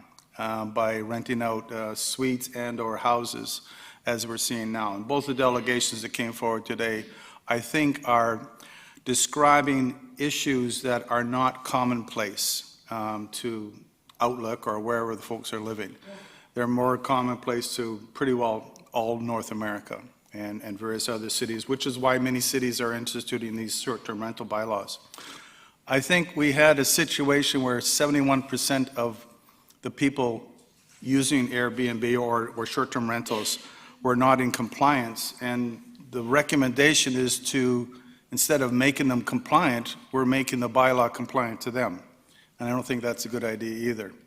I would rather much be seeing that the principal resident is a person who's actually living there, right? And if somebody wants to stay, and I was in a B&B in Kelowna, and the lady stayed there, and she had a little area up top where she was living, and she rented out, I think there was 4 of us, 4 parties in this place at the time. And I think that's where we should be pushing this to. And I think that the reason we're having this conversation is because, as we said in many council meetings before, we are in a housing crisis right now. And the reason we're having this conversation is that the affordable housing strategy says that we need to actually look at this. There is an awful lot of houses that are not being rented or not being used that could easily change our vacancy rate and put more pressure on keeping rents down. And I think this is one of the ways that we should be looking at this. If I may carry on, we're just having a conversation. Some of the things that have been talked about is a business license, and this is not unlike what I have, which is a home-based business. The difference between my home-based business and this business is I have a place and I have 1 parking spot. Nobody ever comes none of my clients ever come to my place, and nobody ever comes and starts cooking on a stove that isn't regulated or tested. Like, they just don't cook, it just doesn't happen at all. Yet we're suggesting that we should be allowing this business license for strangers to come into suites or homes or whatever and start cooking meals without the idea, as a recommended staff, of even having so much as a fire inspection. And I think that is a problematic as well. The other thing that I really want to see is I want to see this enforced. I want to see it monitored, and that means that we are going to be paying a company a rather small amount of money per business license to actually monitor what's going on in our city. You can even buy services where they issue the licenses and the payment for them. And so this would save a lot of staff time. But I also think that the business licenses should be at the point where they should be at the point where the business license pay for the cost of the staffing. So that's my initial discussion. All right. A lot to unpack there. Councillor Gesselbach. Thank you, Chair. I have a few comments and then some questions. I think in general, thanks staff for the report. I think that it's critical that we do regulate Airbnbs in Nanaimo. I think as Councillor Bonner has articulated, we are facing a housing crisis, and it's having enormous impacts on our community. And these impacts cascade. And I think with the Airbnb, the emergence of it, it's been the Wild West. It's a case where technology got ahead of governments, and it's had impacts. And it's now time to figure out what's the best regulation on this market so that it can work for everybody. The trend of being able to make money off of housing and it become an asset is something that I think is fueling a lot of inequality, and there's a balance point that needs to be met there. Working as an arborist, I get jobs all the time from folks that own 5 or 6 Airbnb houses in Nanaimo and need me to, deal with the trees, and they are living in Vancouver. And this has an impact, and yes, it can support tourism in our town, but that's creating a tourism market that's fundamentally unsustainable and eroding our ability to provide housing for people that need to live and work in Nanaimo. And so I do not see it as an argument of supporting the tourism industry by having this, because it's eroding the social fabric. We have a housing crisis, and we need to do what we can. We also have this affordable housing strategy that clearly, based on research, stated that the Airbnb short-term rental market is impacting the availability of housing for our community members. And so following out those recommendations, there's a strong need to regulate this. I think a good balance is asking to have, to do Airbnb only in cases where the owner is, they own the home, and as a portion of that home. In terms of finding the balance of being able to rent out the full home for a couple months while you're away in somewhere warm. I think further discussion on finding the balance on that needs to happen, but I think the option one that's saying that you must be it must be your own residence to be able to rent it out Airbnb is an important one. One question I do have is around multifamily residences. I'm curious why we would allow multifamily residents to be used as an Airbnb, because to me that's a hotel. So my question is to staff, is there a reason, a policy implication reason why we would need to allow multifamily residences to be Airbnb'd out? Mr. Stewart. And I don't know if the podium has been Lysoled down between the last one, so. I'll try not to touch it. So through the chair, to answer the councillor's question, I will touch this though, so you can hear me. Really, it's one of many options we're seeking council direction on. Is the reality, yes, the recommendation includes multifamily, simply because we felt, given 11%, the impact wasn't magnificent, and it was to provide another option of housing. It also looked at, when we looked at best practices in other munis, that was certainly something that most municipalities, chose to go with, but certainly, and when you go to other cities, you'll see that option is available. But in terms of our community, it's something we are seeking council direction on. I think there's been a number of well-made points on the impact in terms of parking and neighbors, but certainly, yeah, so the answer is we're looking for direction from council on that. Yeah. So, okay, thank you. So, my opinion on that is absolutely do not allow Airbnb in multifamily residences. I think that there is a shortage of rentals, and that is one area. I mean, it may not be significant now, but if tourism does pick up in Nanaimo, it is very profitable to rent out places on a short-term basis, and if we're building multifamily residences so that they can be low overhead hotels, it doesn't make sense to me. And I do see places in Victoria. I've stayed in an Airbnb in Victoria, which an entire apartment building is a giant Airbnb, and that city is suffering from extremely low vacancy rates. So despite the potential for profit, it's one that does affect people.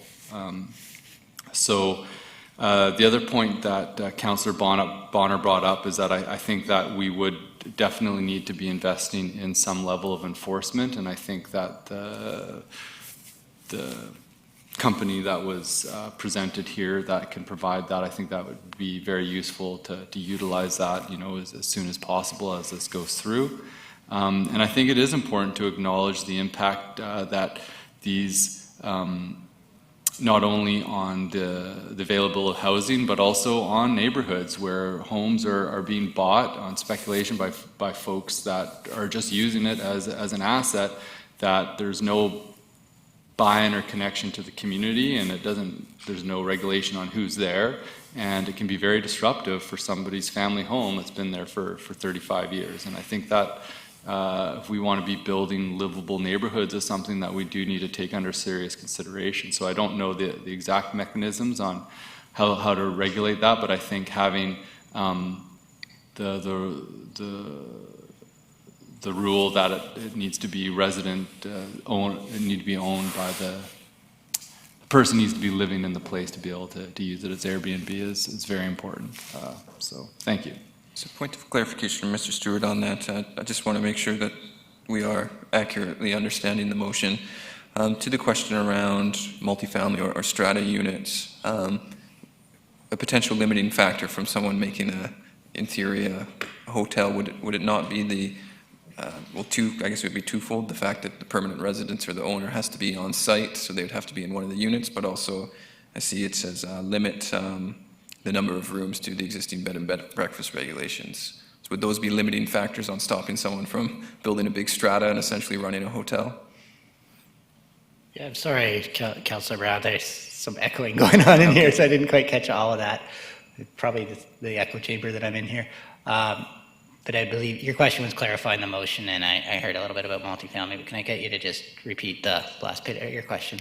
Sure. To Councillor Gesselbrock's point about potentially someone building a large strata unit and then running a hotel, would a limiting factor on that not be the permanent resident requirements and also the room limitations set through the bed and breakfast, or what they're currently for bed and breakfast, but set for all short-term vacation rentals? Yeah, that's accurate. And just to circle back a little bit on Councillor Gesselbrock's question regarding why multifamily was in the staff recommendation, I probably should have said the other piece we looked at is equity, and the thought that if we're going to allow this in a single-family home, why not provide folks that are living in multifamily the same opportunities? That being said, again, we do recognize there's significant differences in terms of impact, parking, and other use things, and the impact could be similar to a hotel, as the point was made. So that's why we, again, are looking for direction. To your point, Councillor Brown, and to Mr. Chair. Yeah, some of that could be alleviated by regulations on number of bedrooms. Again, if we were to enforce the parking, that would make it extremely difficult as well if you're requiring one additional space. So that, yeah, and there are ways that we can address that. The other, and was looking at option 4, where we allow these in tourist areas where there is a hotel, so it's kind of, is another option that council could consider. Just a clarification on the multifamily. So multifamily is in there, but because the permanent resident stipulation and so I'm thinking about the case in Victoria. There's people that own individual apartments, like within a condo, one bedroom, and they Airbnb it. They probably have a secondary residence somewhere else, might not even be a Victoria, and they Airbnb that. But they're the owners within this larger. It's not all owned by one person. Would how we have option 1 written right now, would that exclude that type of use, like the case in Victoria? Yeah, so that would really depend on if they declared that condo unit as their primary residency. So if that was the address that they use for their homeowners on their license, the voting, and you can only have one, so to the point that Councillor Armstrong made about 1 per city, it would really be 1 per anywhere, because you can only have 1 primary residence. If that was their primary residence, then that would limit them from, or would allow them to rent that out. But in the example you used, you mentioned they may have another unit. So it really depends on which one of those units they declare as their primary residence. And I think this is the tricky balance, is like the equity, because, okay, my partner and I'll have my own primary residence where we live in our house, and we also have a condo in Victoria, which is her primary residence, and then we can Airbnb when that would be allowed in that. And it's sort of like how wide the net is the individual allowed to have sort of a rental property to the point that it gets that one person owning 6 and being able to rent them out. Yeah, and through the chair, excellent point, and it is something we discussed internally with staff when we were looking at these recommendations, is because that's certainly, I mean, we are aware of that happening for other restrictions, and so it is possible, and it is, as I mentioned in the slides when we presented it, it creates some enforcement challenges. One of the other piece, and again, it would be challenging to enforce, but is that 8-month piece. So if you're saying, oh, that's my wife's primary residence, this is mine, and you're both declaring that, well, which one are you living at for more than 8 months would be a fair question for staff to ask. Right. And there's ways that we can address that through where you're getting your mail delivered, that sort of thing as well. But it's challenging. I'm not going to say it's not, but there are ways to deal with it. From hearing your responses, I think the intent of dealing with the housing affordability is primary, and that you folks have thought through all these intricate little implications. So, thank you. I got Mayor Krogh next, but I'm going to quickly go to Mr. Lindsay, who tactically slid down into that seat. So I assume he's got something exciting and important to say. After that build-up, yes, thank you, Mr. Chairman. I just wanted to clarify, because I think that the main point of the conversation and what we're trying to get across is the intent is that the owner should reside in the unit that's being used for the Airbnb. So as Mr. Stewart's saying, the intent would be that you're making a declaration that you're residing there, that's your permanent residency, and that you may have a room in that condo that you rent out on Airbnb, but it remains your permanent home. The only, in the example you're giving of Victoria, where there's some buildings where people buy units and then they go into like a shared system where there's nightly rentals, we could still allow for that. In fact, our zoning bylaw has many places in the city where both multifamily and hotels allowed. And the example that I would give you is the one facility we have down on Stewart Avenue that's actually was originally built as a multifamily building, but actually the zoning allows for a hotel. So even with these changes in here, if the actual zoning of the property allowed for that hotel use, as many properties do, like right in our downtown cores, there would still be that flexibility there to do both. But generally, in multifamily throughout the city, the intent would be that the operator resided in the unit, whether that unit's a 2-bedroom condo, a townhouse, or a single-family home. Thank you. Mayor Krogh. Thank you very much, Chair. In a perfect world, we'd get a piece of income tax because people are making income off of everything we're talking about today, but we don't. We can only get property taxes and business licenses, a little piece of the pie. But most of us sitting around this table today, or I'll call it a table, are hypocrites. Where did we stay when we went to the Federation of Canadian Municipalities in Quebec City? Where did we stay when we went to the Union BC municipalities in Vancouver? Oh, that's right. We stayed in one of those condo towers, individually owned, that operates as a hotel. Now, why did we stay there? Oh, Councillor Thorpe, he's innocent. I'll let him go. We stayed there because it met a need, and we served the taxpayers of this good city by not staying downtown at one of the $500 or $600 or $700 a night hotels. We saved the taxpayers money by staying some distance away, as I recall, which allowed for a vigorous, healthy walk every morning. My point is there are different interests being served here. We were the beneficiaries of that kind of accommodation, all of us. The taxpayers of this city benefited by having that kind of accommodation available. It's a small example, but I think we have to look at this and decide which viewpoint we're going to take, which will be one of many. The interest of the neighborhood, so articulated so well, are, you know what, we don't want 20 people partying and disturbing our neighborhood and not paying anything back into our community in a direct sense. Absolutely legitimate. On the other extreme, let's go to the family cabin on Protection Island built by a nice elderly couple I can think of who were going to be hit with the spec tax. Family property, built it by hand, vacationed there every year with their kids instead of traveling abroad, saved their money, worked hard, that was their family vacation. And now in their 80s, got to face a spec tax on the summer cabin because it's not their primary residence, they live in town. They're native sons and daughters, both of them. Are we going to restrict them from renting the whole place out for 30 days or 60 days to some wealthier family from Vancouver who wants to rent it in the summer, so that therefore they can still hang on to it and in non-COVID times have their family stay there the rest of the year? I don't know. I mean, those are two extreme stories, I guess, of how we imagine this. And they are stories, and stories are what are going to move us in this debate. I must say my inclination is to allow for the entire home rental because there are a number of people in this community who do just that with their homes from time to time. Mr. Stewart used the example in response to the question around exchanges. The fact is, if you're getting a house in Europe for your house in Nanaimo, that's a monetary exchange, and in theory should be covered. There's an income, there's a benefit there that I'm sure Revenue Canada would have some interest in. So am I prepared to say absolutely not for the entire home? The resident has to actually be there all the time? I don't know that I want to go that far.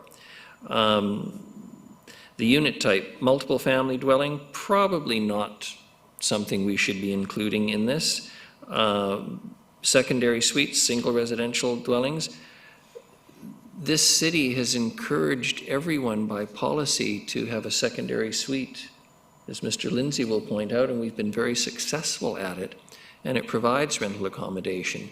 If somebody's really short of dough and may not be able to hang on to that house as another extreme, particularly in these COVID times, and they need that extra money, and they can do it with an Airbnb for a few months to get them through this dreadful time, are we going to punish them for that as opposed to forcing them, in theory, to rent it out on an annual basis or a month-to-month tenancy? And of course, the only way once you have a month-to-month tenant in there under the rules is to get them out is you're going to claim it back for your own use.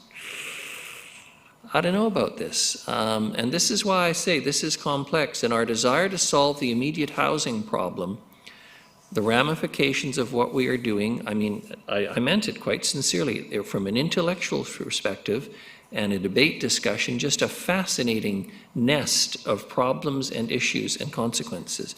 My personal view is, having lived a little longer than some members of this council, having seen the great building boom of the late 70s and then the multiplicity of places that were for rent and available, and those happy landlords, including citizens with secondary suites, legal or otherwise, or who owned a second home or were trying to save for their retirement that way because they didn't have a pensionable job. saw high vacancy rates, low rentals, then of course nobody bothered to do it because the rents were so low. So people didn't build multi-unit residential apartment buildings. Mr. Molnar and his group were the first to do it on the old Gene Burns residence site, first people in probably 20 years. And now we're seeing those places built again because somebody can make money at doing it. How far we want to go down this road and discouraging people from being able to make some money is an interesting question.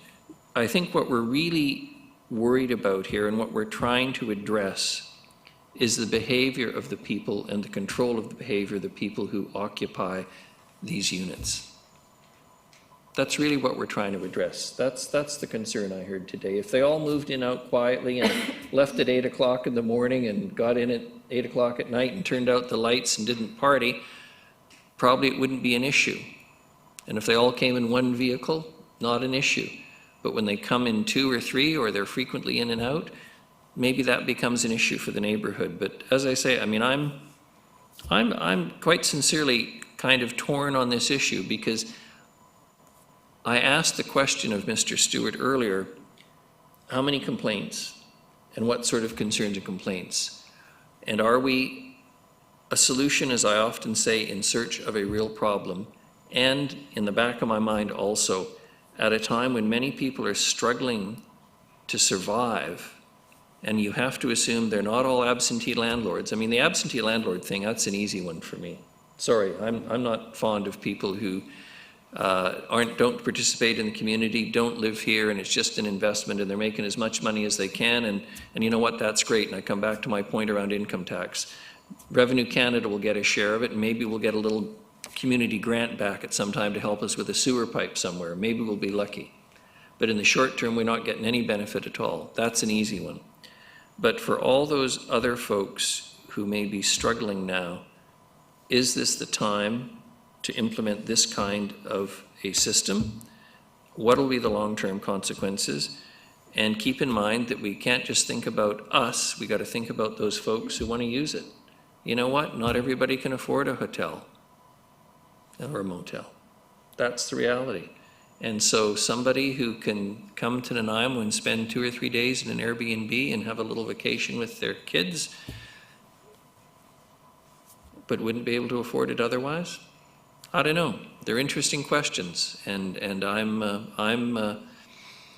going to have a lot of trouble deciding on which of the many options. And thank you to staff for providing, I think, a very good listing of a number of the issues that concern this. But I'm going to have a tough time deciding on something that I think will have long-term benefit in terms of protecting neighborhoods and behavior, but at the same time doesn't have a long-term downside around the construction and development of housing generally in this community.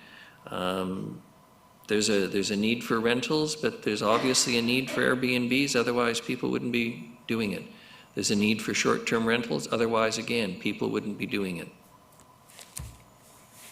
Thank you for indulging me. Thank you. I'm going to jump to Mr. Lindsay there quickly, and then I have Councillor Turley.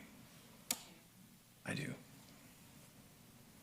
Mr. Chairman, thank you. And I think today's exactly what we intended, is that we wanted to get this for kind of complex item and issue on the table so you could have this discussion at GPC and talk about all of the implications and options. And I just really want to stress that we're not asking today for council or yourselves as sitting as GPC to make a final decision on this item.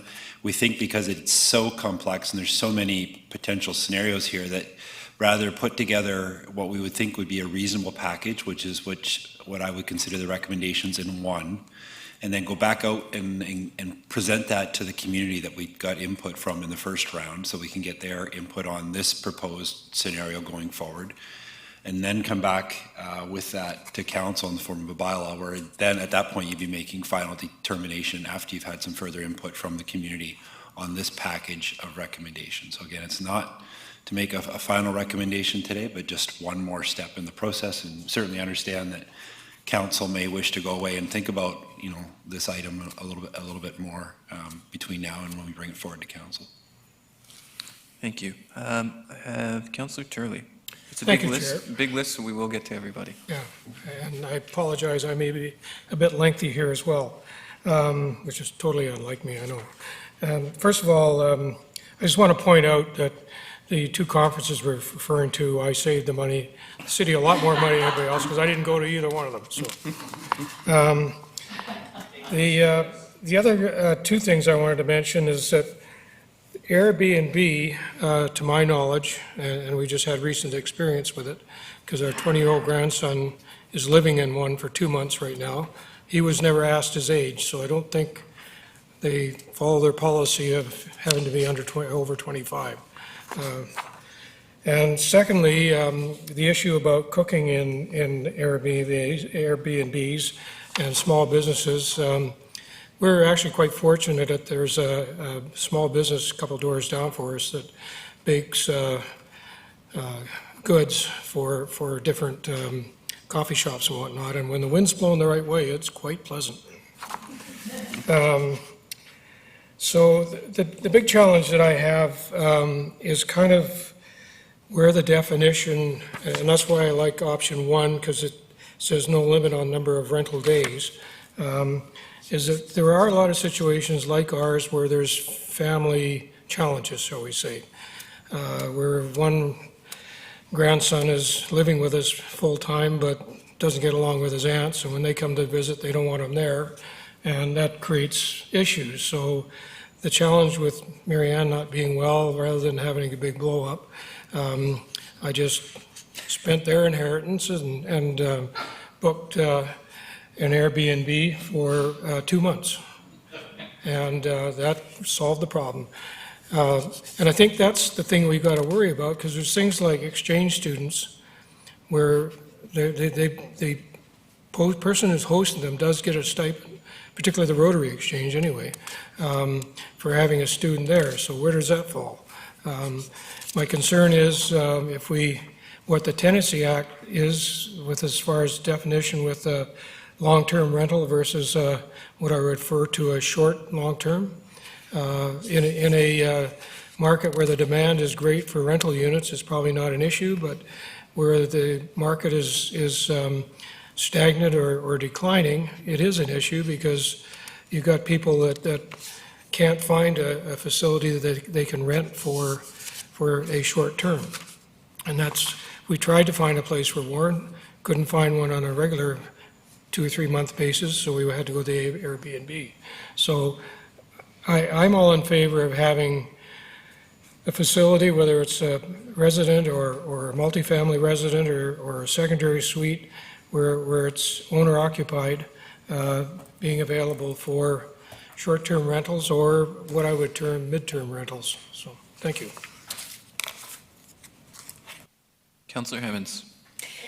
Excuse me, thank you, Chair. Has the motion been moved? Have we made this and it's on the floor? Okay, I'd like to move the staff's recommendation, Okay. Second. if I may speak to it. Absolutely. Staff, you move staff recommendation. Yes, yeah, option 1. That's option 1. That's option 1, yeah.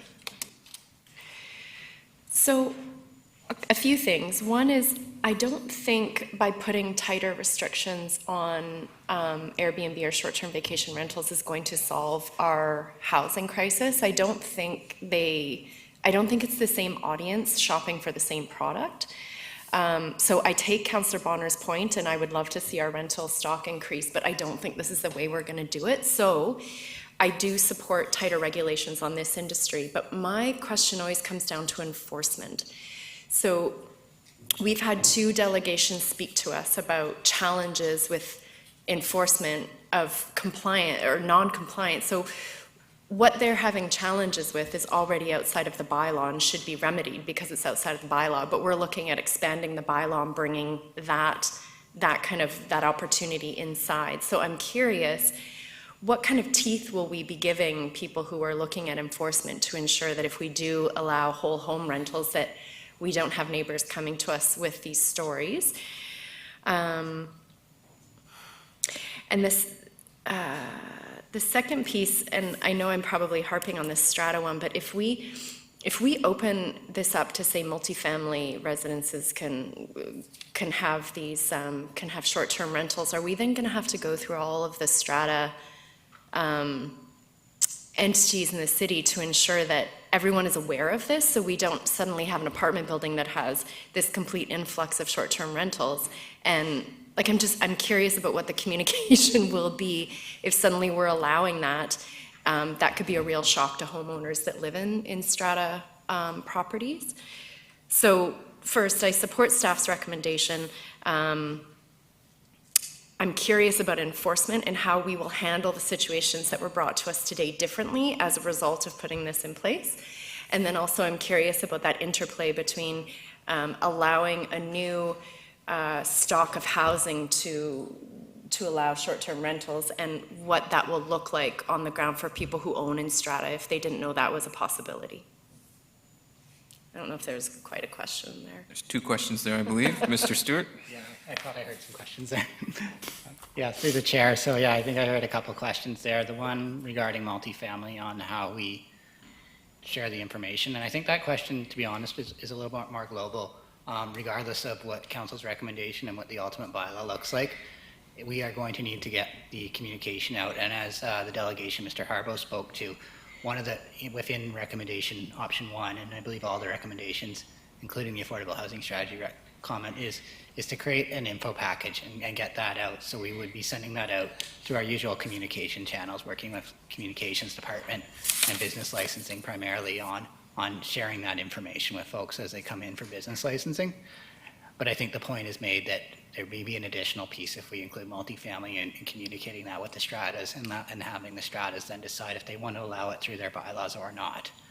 My indication, and be honest, I haven't had a lot of these conversations, but my guess would be a lot of these stratas already have regulations on whether they allow this or not, because it is happening in our community.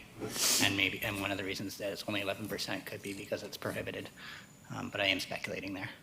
Thank you. And I believe there's an additional question around enforcement. I believe business licensing would be a definite addition to what's currently, but over to you.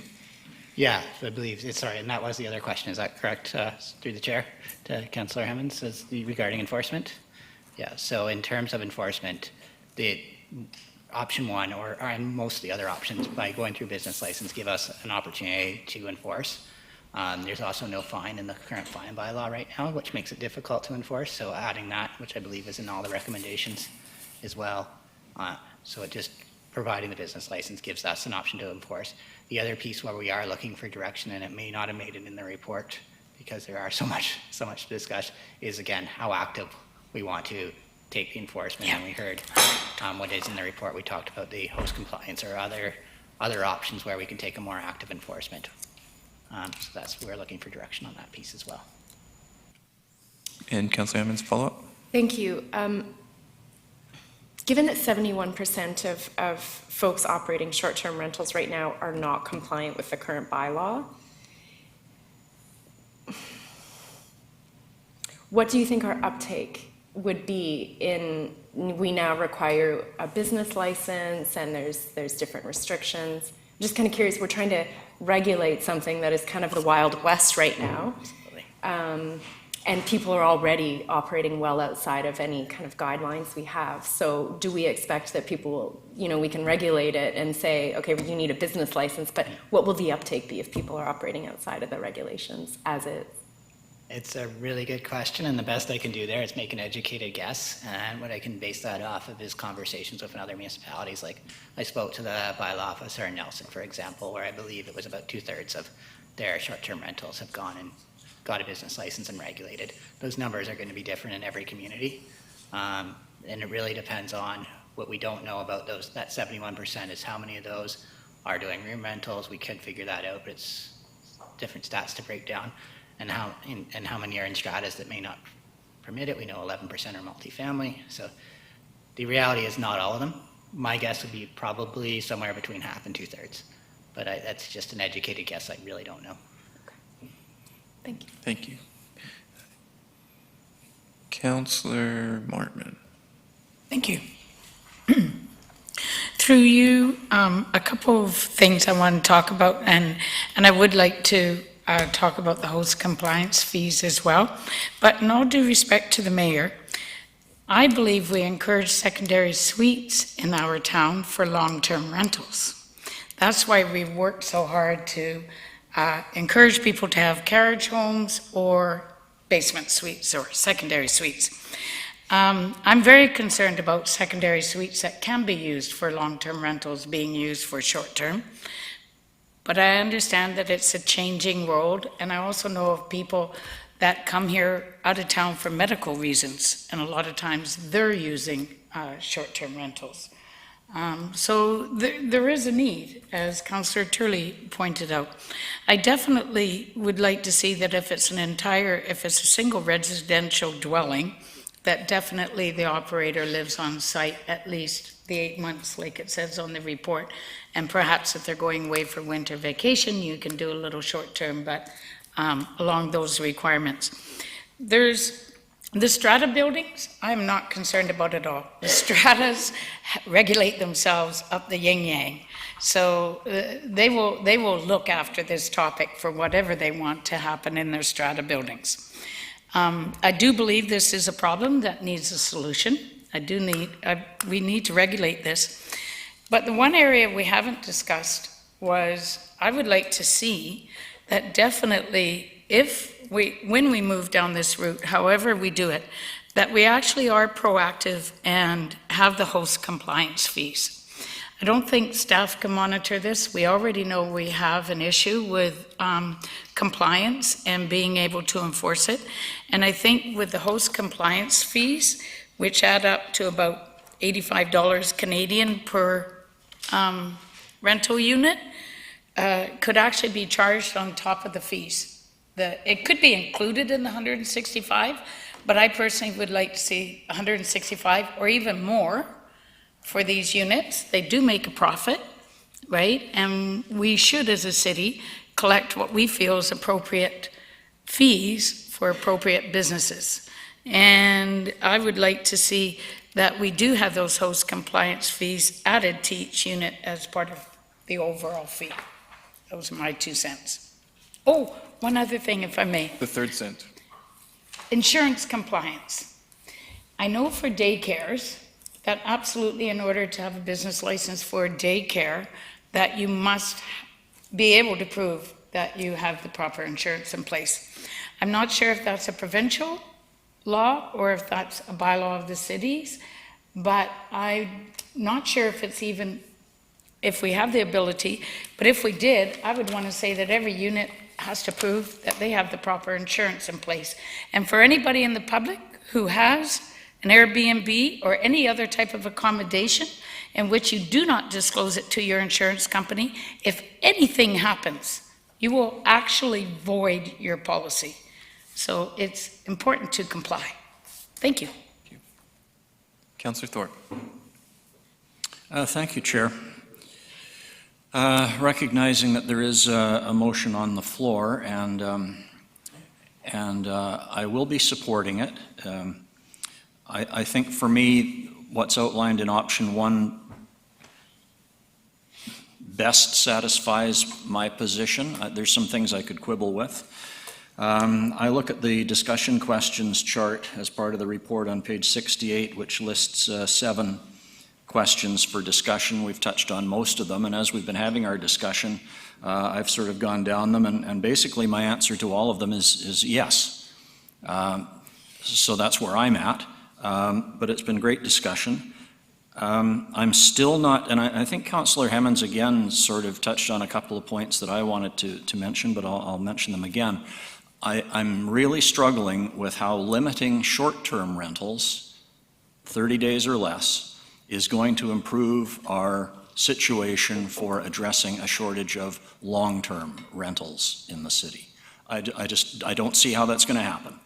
And if somebody wishes to rent out a secondary suite as a bed and breakfast, that's their choice to do that, and we can't force them to make it into a long-term rental. Maybe they have no interest in doing that. Fine, that's up to them. Bylaw enforcement, this industry has to be regulated. It has to be fair to all concerned. And yes, that's going to be a challenge, but let's face it, any area in our city that is, every area in our city that's controlled by bylaw, we struggle with challenges to enforce. And that's just the reality. It's never going to be easy to enforce bylaws. I guess the only other point that I wanted to make, and I mentioned it to Mr. Lindsay during the break, and it's not really directly connected to this discussion, but to me, a much greater problem that affects our rental shortage for long-term rentals in this city is unoccupied houses. And that comes back to Councillor Armstrong's, I think, opening comment in this discussion about the speculation tax, which of course isn't ours to administer or approve or not. But I know of numerous instances in the city where there are houses not being rented, they're just sitting empty. Those are the places that we could use to help ease our rental shortfall or our housing shortfall in the city. But our hands are tied on that. But to limit short-term rentals to help improve a long-term rental situation, I just don't see the connection.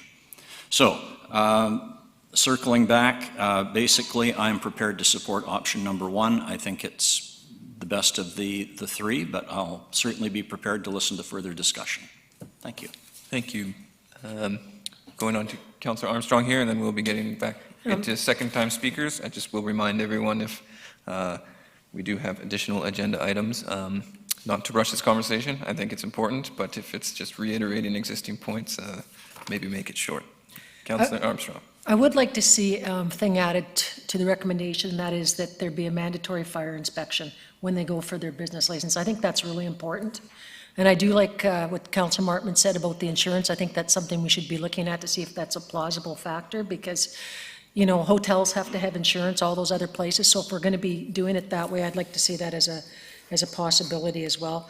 The other concern, if we don't do this, is right now I know many of my friends, they buy apartments for their kids in Parksville to go to school because they can't do it here because they have to pay the speculation tax. So will that happen here, that we'll lose a lot of those visitors going to different communities where they can go to the Airbnbs, because they are very popular, especially with families. So, and they're not going away, so we do have to regulate them. So I really think that number one fits what I'd like, but I certainly would like to see the fire inspection, and when I did some of my reviews, that is a requirement at quite a few of them, especially for full houses. Thank you.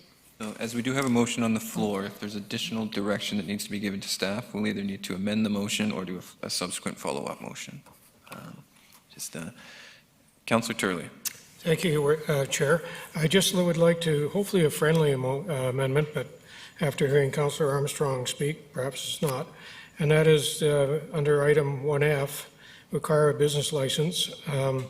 I would like to see some verbiage in there with regard to a home-based business as opposed to, because I believe there's a difference between home-based and a regular business license. Perhaps I'm wrong there, but. Mr. Lindsay. With the fee, anyway, I thought there was. Mr. Through the chair, the $165 that's outlined in the report in the options, that's the same rate that we apply for home-based businesses or for the majority of businesses in the community. So a review was done in the business bylaw a number of years ago now, where they took a whole bunch of categories and tried to simplify it just into one rate. So 165, whatever title you call it, under the current bylaw, 165 is the rate that would apply. Okay, thank you. Your Worship. Thank you very much, Chair, and mindful of your admonition. I'm going to support option one with some reluctance, because I think this requires even more fulsome discussion than we've enjoyed this afternoon, but I'm comforted by the fact that we're simply voting, as I remind everyone, to recommend that the staff be directed to prepare options that go back out for consultation, because I think we will meet with incredible citizen contribution to this once we actually put it out, as opposed to having a report. You know, staff did their best in asking for input, but it's only when you actually look like it's staring you in the face that we'll get the kind of input, and that will allow, I think, for a much more useful discussion. Not that this hasn't been useful, but a much more useful discussion. Is it appropriate to call the question? I'm going to give Councillor Bonner here, if you would still like to speak. Yeah, if you don't mind. I don't mind, I no. appreciate everybody's time here. The two things that I'm seeing missing from this recommendation, and if I'm just going to be told it's going to be added in later, I'm fine with that. One is the enforcement. As Councillor Martin says, I want that the city hires one of the online companies available to do the enforcement, because it so much makes our jobs easier. Because at any given time, the city will get an email and say, you need to go and talk to the people at the following address, because they do not have a license and they're renting on a short-term rental. And that's, as far as I know, that's how easy it is. And so I would very much like to see that added to that. I would like to see the cost to that added to the business license, so the city isn't out any money for this. So that would free up everybody having to complain about their neighbor who is or isn't having a short-term rental, which I'm not in favor of on the best of the days. So that deals also with our communication, because we just sign up with this organization and it'll give us a list of places that have within the last 30 days rented out on any one of the B&B sites. And then we can just send them a letter saying, you seem to have one of these, you're renting it out. This is the following things you need to become compliant.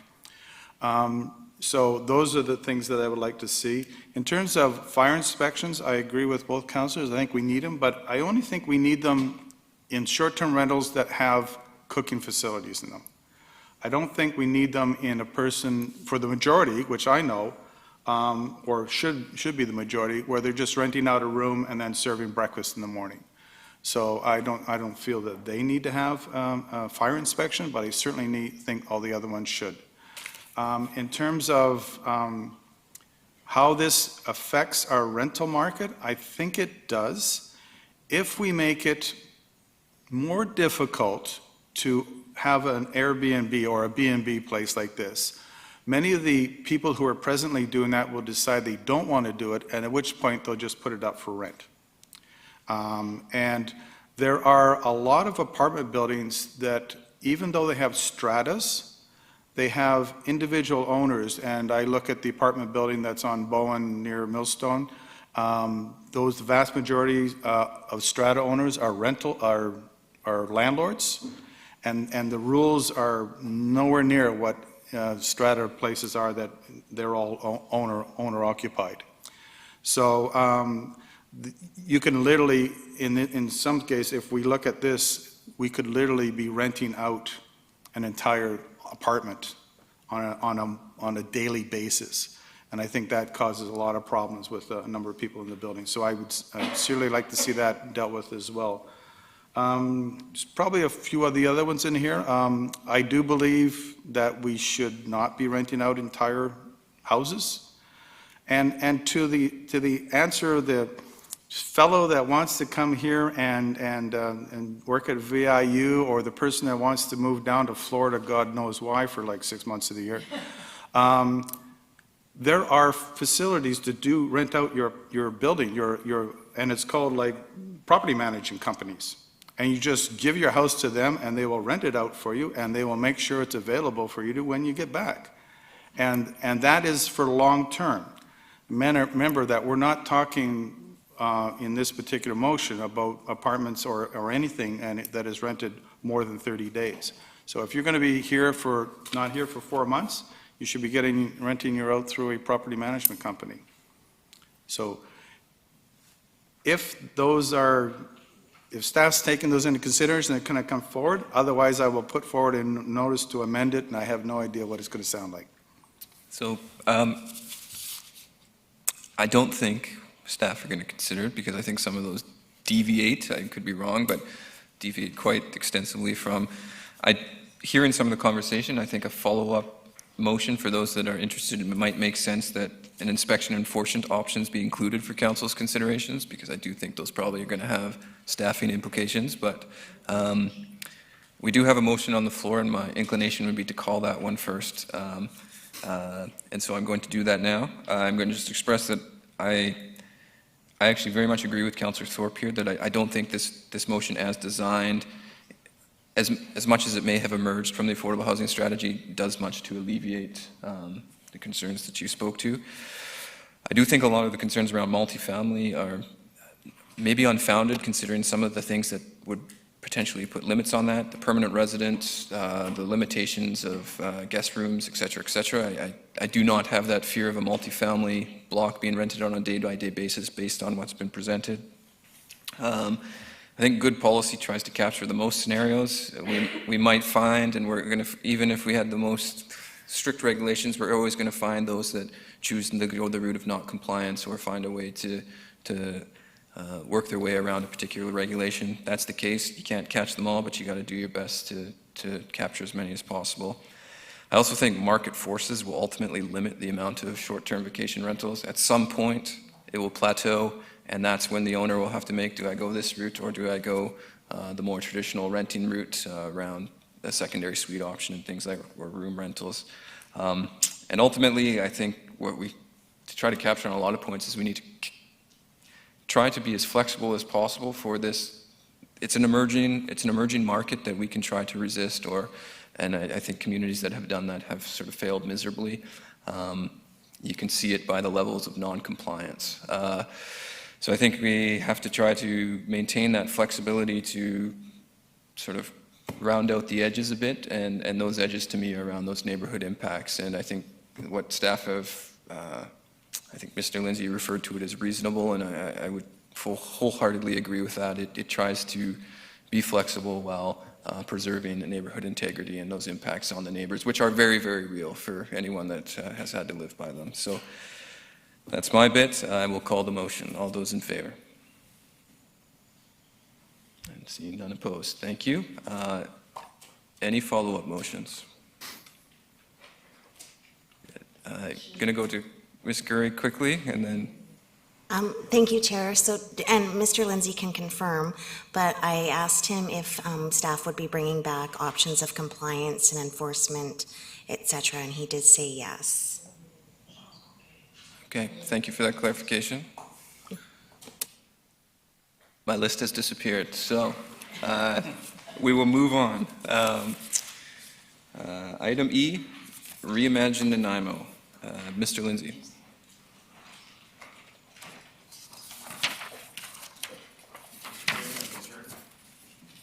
Mr. Chairman, I'm going to turn it over to Ms. Bhopal Singh, who's going to run you through a brief presentation and update you on what we've been up to the last time since we spoke. Last week. Thank you, and I will ask that the podium actually be Lysol'd because I think it's gone through a...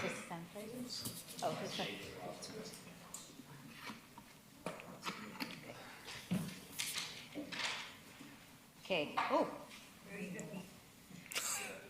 Good afternoon, everyone.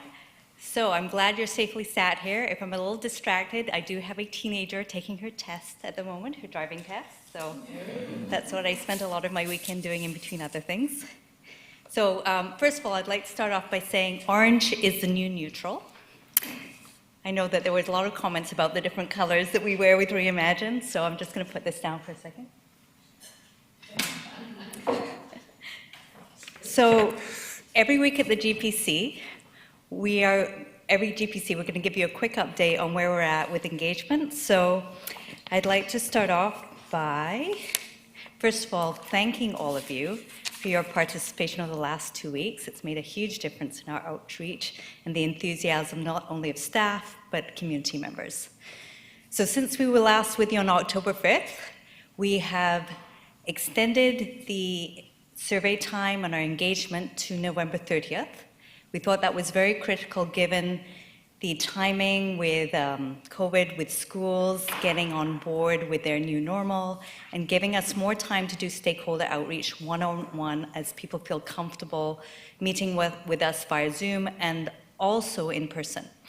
We've also lifted the registration requirements on the survey, looking at how we can reduce barriers at every turn.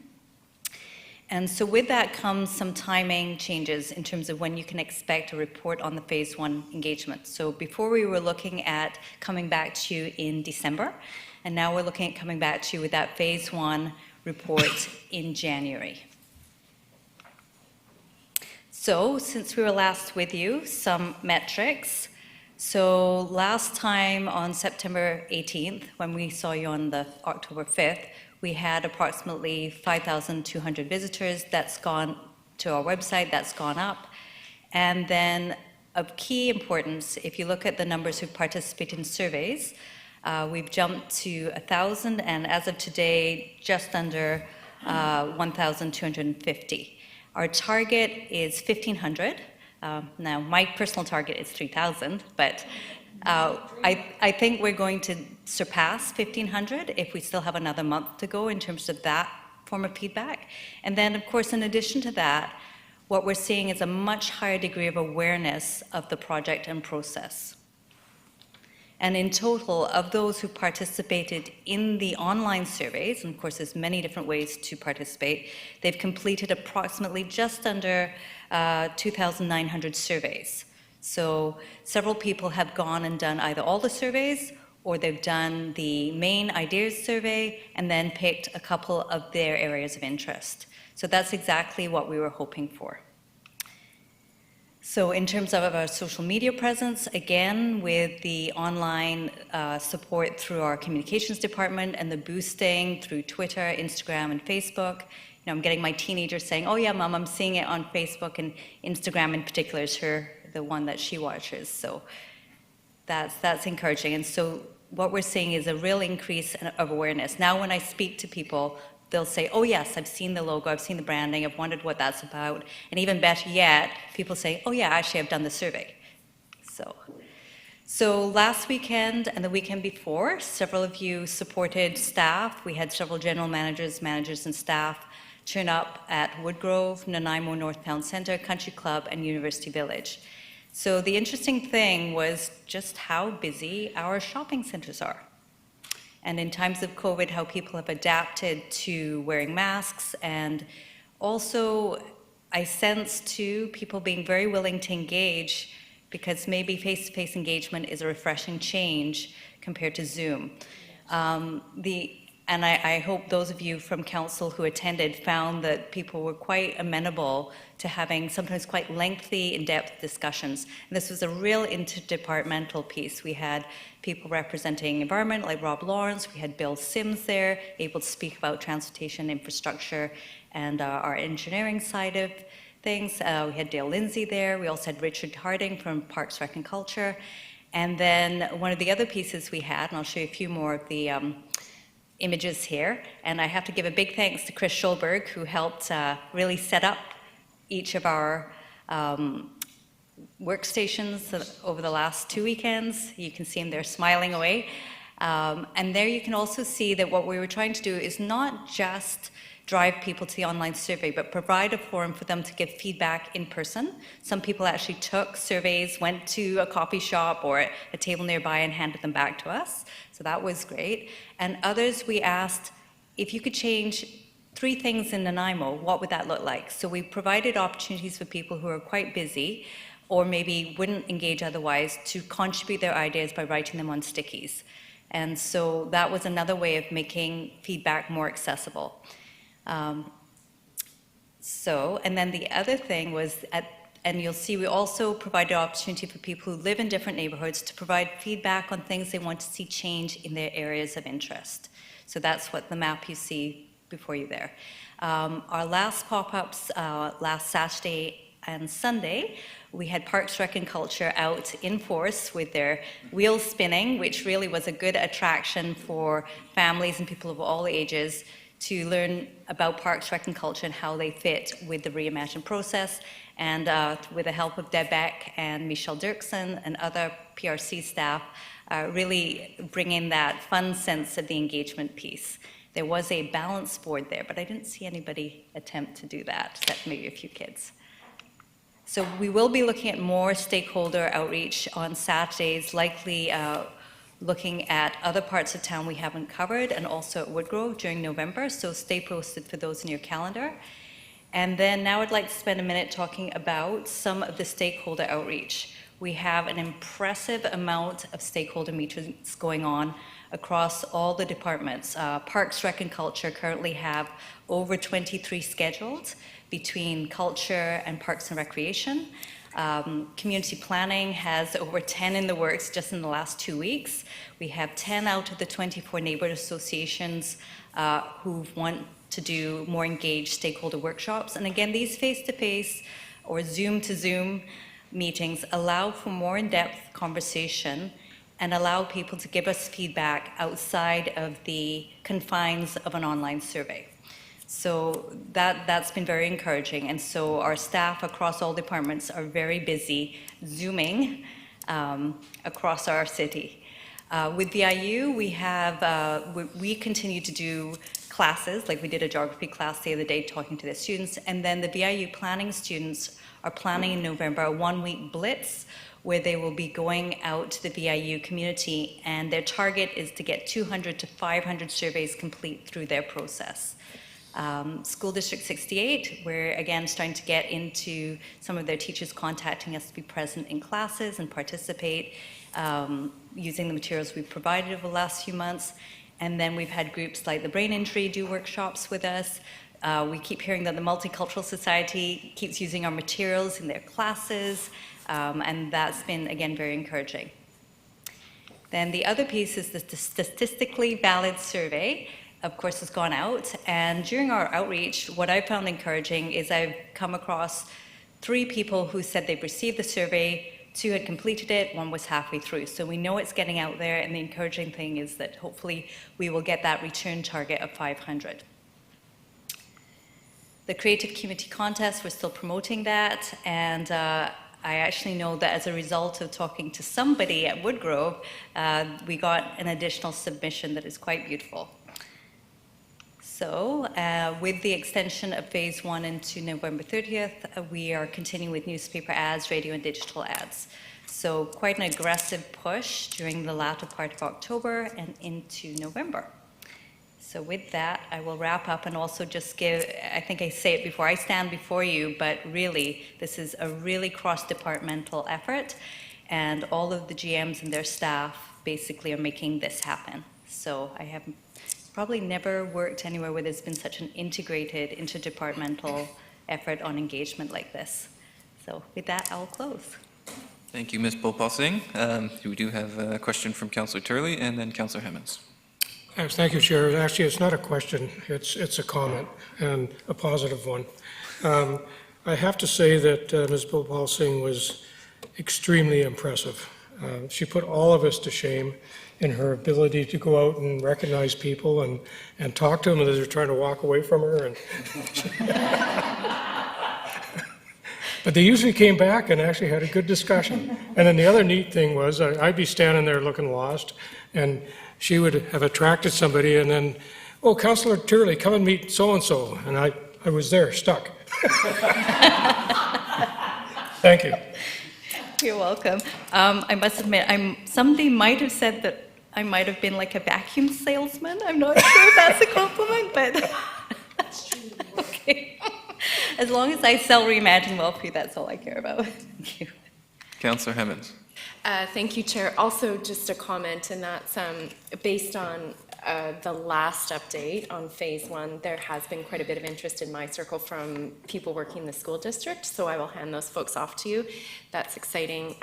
And also, I think at the RDN, we paused a bit of community engagement because of COVID, and I think it was a real, do we go forward with it, do we not? And I'm just, I want to express my gratitude for going forward with this in particular. I recognize it's a monumental task to be doing engagement during this time, and I think everyone is doing it well. So just thank you. Thank you.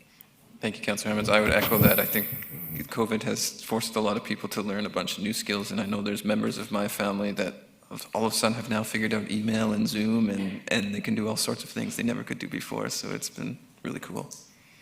Thank you, Lisa. Moving on, agenda planning. There's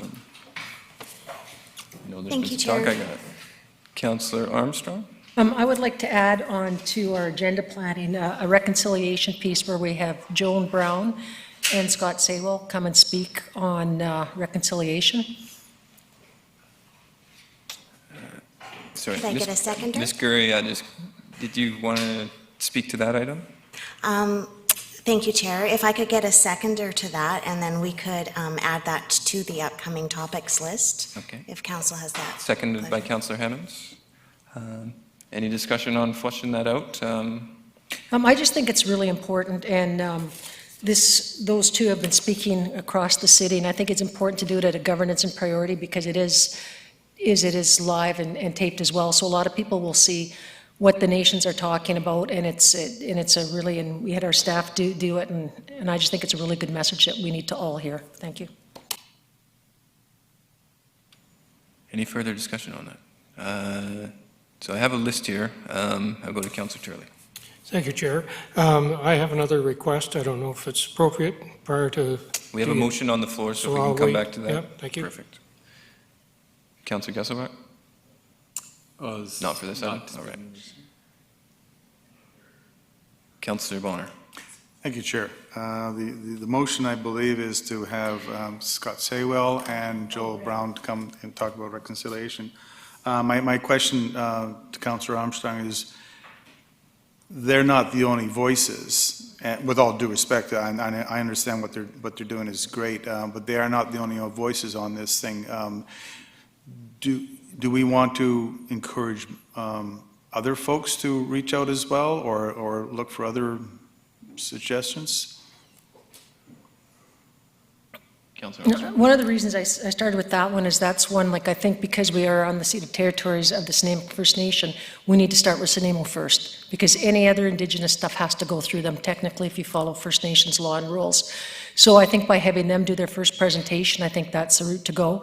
And then I don't see why we can't bring 20 different people to the table. Whoever's interested in coming and presenting their views on reconciliation, I think is important, but I think it's really important to get one that's sanctioned by Snuneymuxw First Nations first and foremost. And am I still on? You're on. And I'm not doubting that, although whether or not it has to go through them first, that's a bit of debate. But I would say if we're going to do that, then let's make it a meeting and have them make presentations, and we add to that, and let's make it a good 3 hours, or not. That's my question. If I'm understanding the motion correctly, it would be that Scott Saywell and Joel Brown, it sounds like there's a presentation or some information that they could share with council, and they would be invited to share it. That's correct? And what I'm hearing is there's probably some others that we should be hearing from, and I'm just wondering, does that need to be one session, or is that something that, as it makes sense, as an ongoing item can be included? I would be fine as an ongoing, and I sort of misunderstood the motion that it is just to have them come and make a presentation. I'm fine with that, yeah. That's just a presentation, just to show what they're doing in the community. And so we understand, because she's speaking on behalf of Snuneymuxw and Scott, how their partnership evolved and how they would like to see it evolve with the city and other groups in the city. Mr. Rudolph. Thank you, Mr. Chair. So the CAO of Snuneymuxw First Nation approached me, we've been cultivating a working relationship for the last 6 months or so, and it was really something that she feels that's going well, it's positive at a staff level, and she indicated that it would be nice to see a relationship between the city at a staff level developed the same way that it's done with the school district administration. So long story short, there was an invitation extended for her and Scott to attend one of our senior leadership team meetings for the purposes of explaining the relationship and how the partnership is starting to flourish. So, and so that's going to blossom into probably a second opportunity. What they had asked for was something relatively short, because it's a big topic, and as Mr. Saywell indicated, it's something that you can only take in manageable chunks. And they just wanted to just talk about that experience a little bit and show how it's working. And it has transcended into the school board because it has become a fabric of what they do at the school board. So it's just one, I think this is an outgrowth, it's sort of related to that relationship that we have really focused on with the First Nation. And it's not to say that it could be the only thing, but it's such a big topic that Scott's advice to me when I called him was to try to keep it in manageable time, because it's a lot and it's actually quite impactful when you hear them talk. Okay. Councillor Hemmons? Oh. Okay, seeing none, I'll call the question to have that added to the agenda plan. Perfect, thank you. Councillor Turley, I'll turn you on there. Thank you very much. I have another request just to do with the street entertainment / noise bylaw for downtown. I think I indicated that I had met with a property owner and a business downtown regarding some of the inconsistencies between these two bylaws.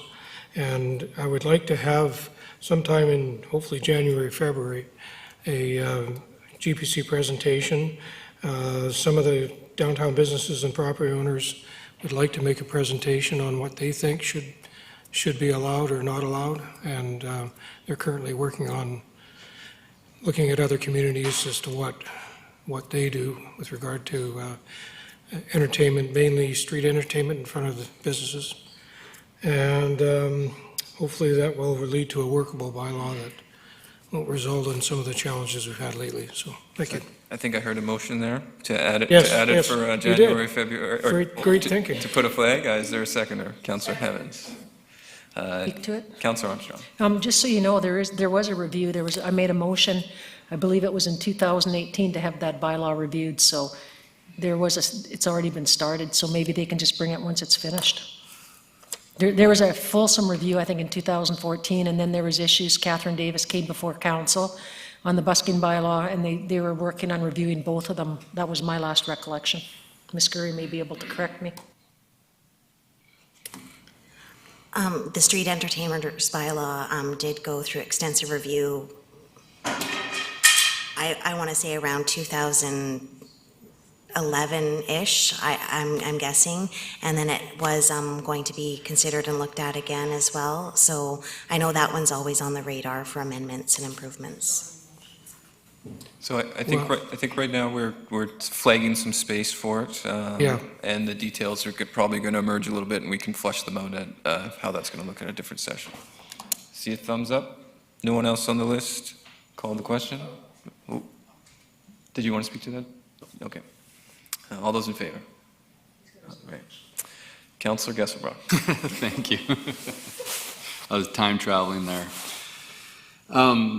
Yeah, another item that I would like to bring to the GPC, and it's something that's sort of emerged out of conversations at the Environment Committee and then Health and Housing Task Force and Economic Task Force, and it's a topic around solidifying our vision for the community, and then also around development of metrics and opportunities with the official community plan. But there's been the talk of this framework, donut economics, as a potential framework that we could interpret our OCP process through, or look at options for metrics. So I would really like, it's kind of timely as we enter into phase 2 and finish up phase 1 of this reimagine process to bring a bit more information to council. And so what I was hoping to move is that at the next GPC on November 9th, that Councillor Brown and myself could present a short video on the donut economics framework and its application in city planning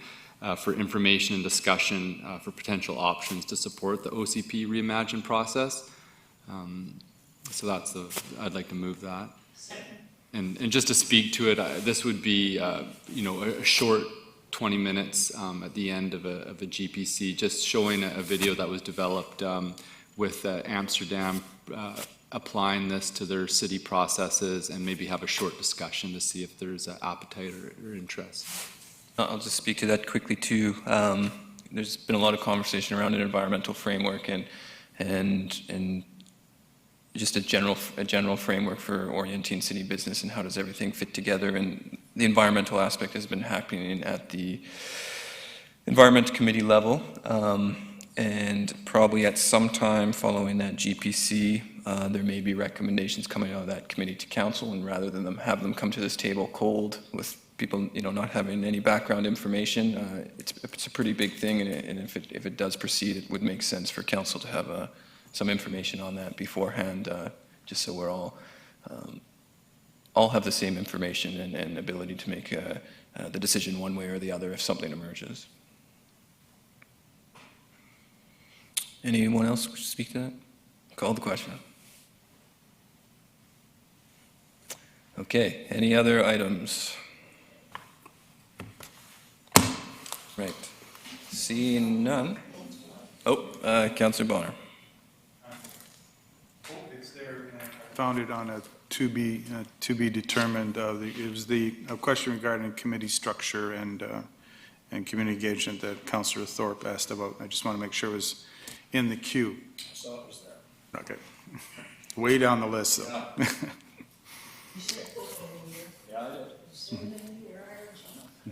Okay.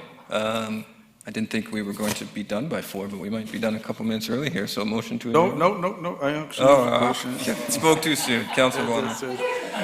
I have to admit, you are doing a fabulous job at chairing this meeting, so just let you know. My question actually is for staff, and it's regarding the 2 delegations that came forward to us today. Both have what I consider legitimate complaints, but we don't seem to have a legitimate solution. So do we have the ability to, what abilities do we have to deal with the problems that they've both outlined to us today? If a person were to complain to bylaws, are they going to feel that they're being dealt with properly? Mr. Rudolph.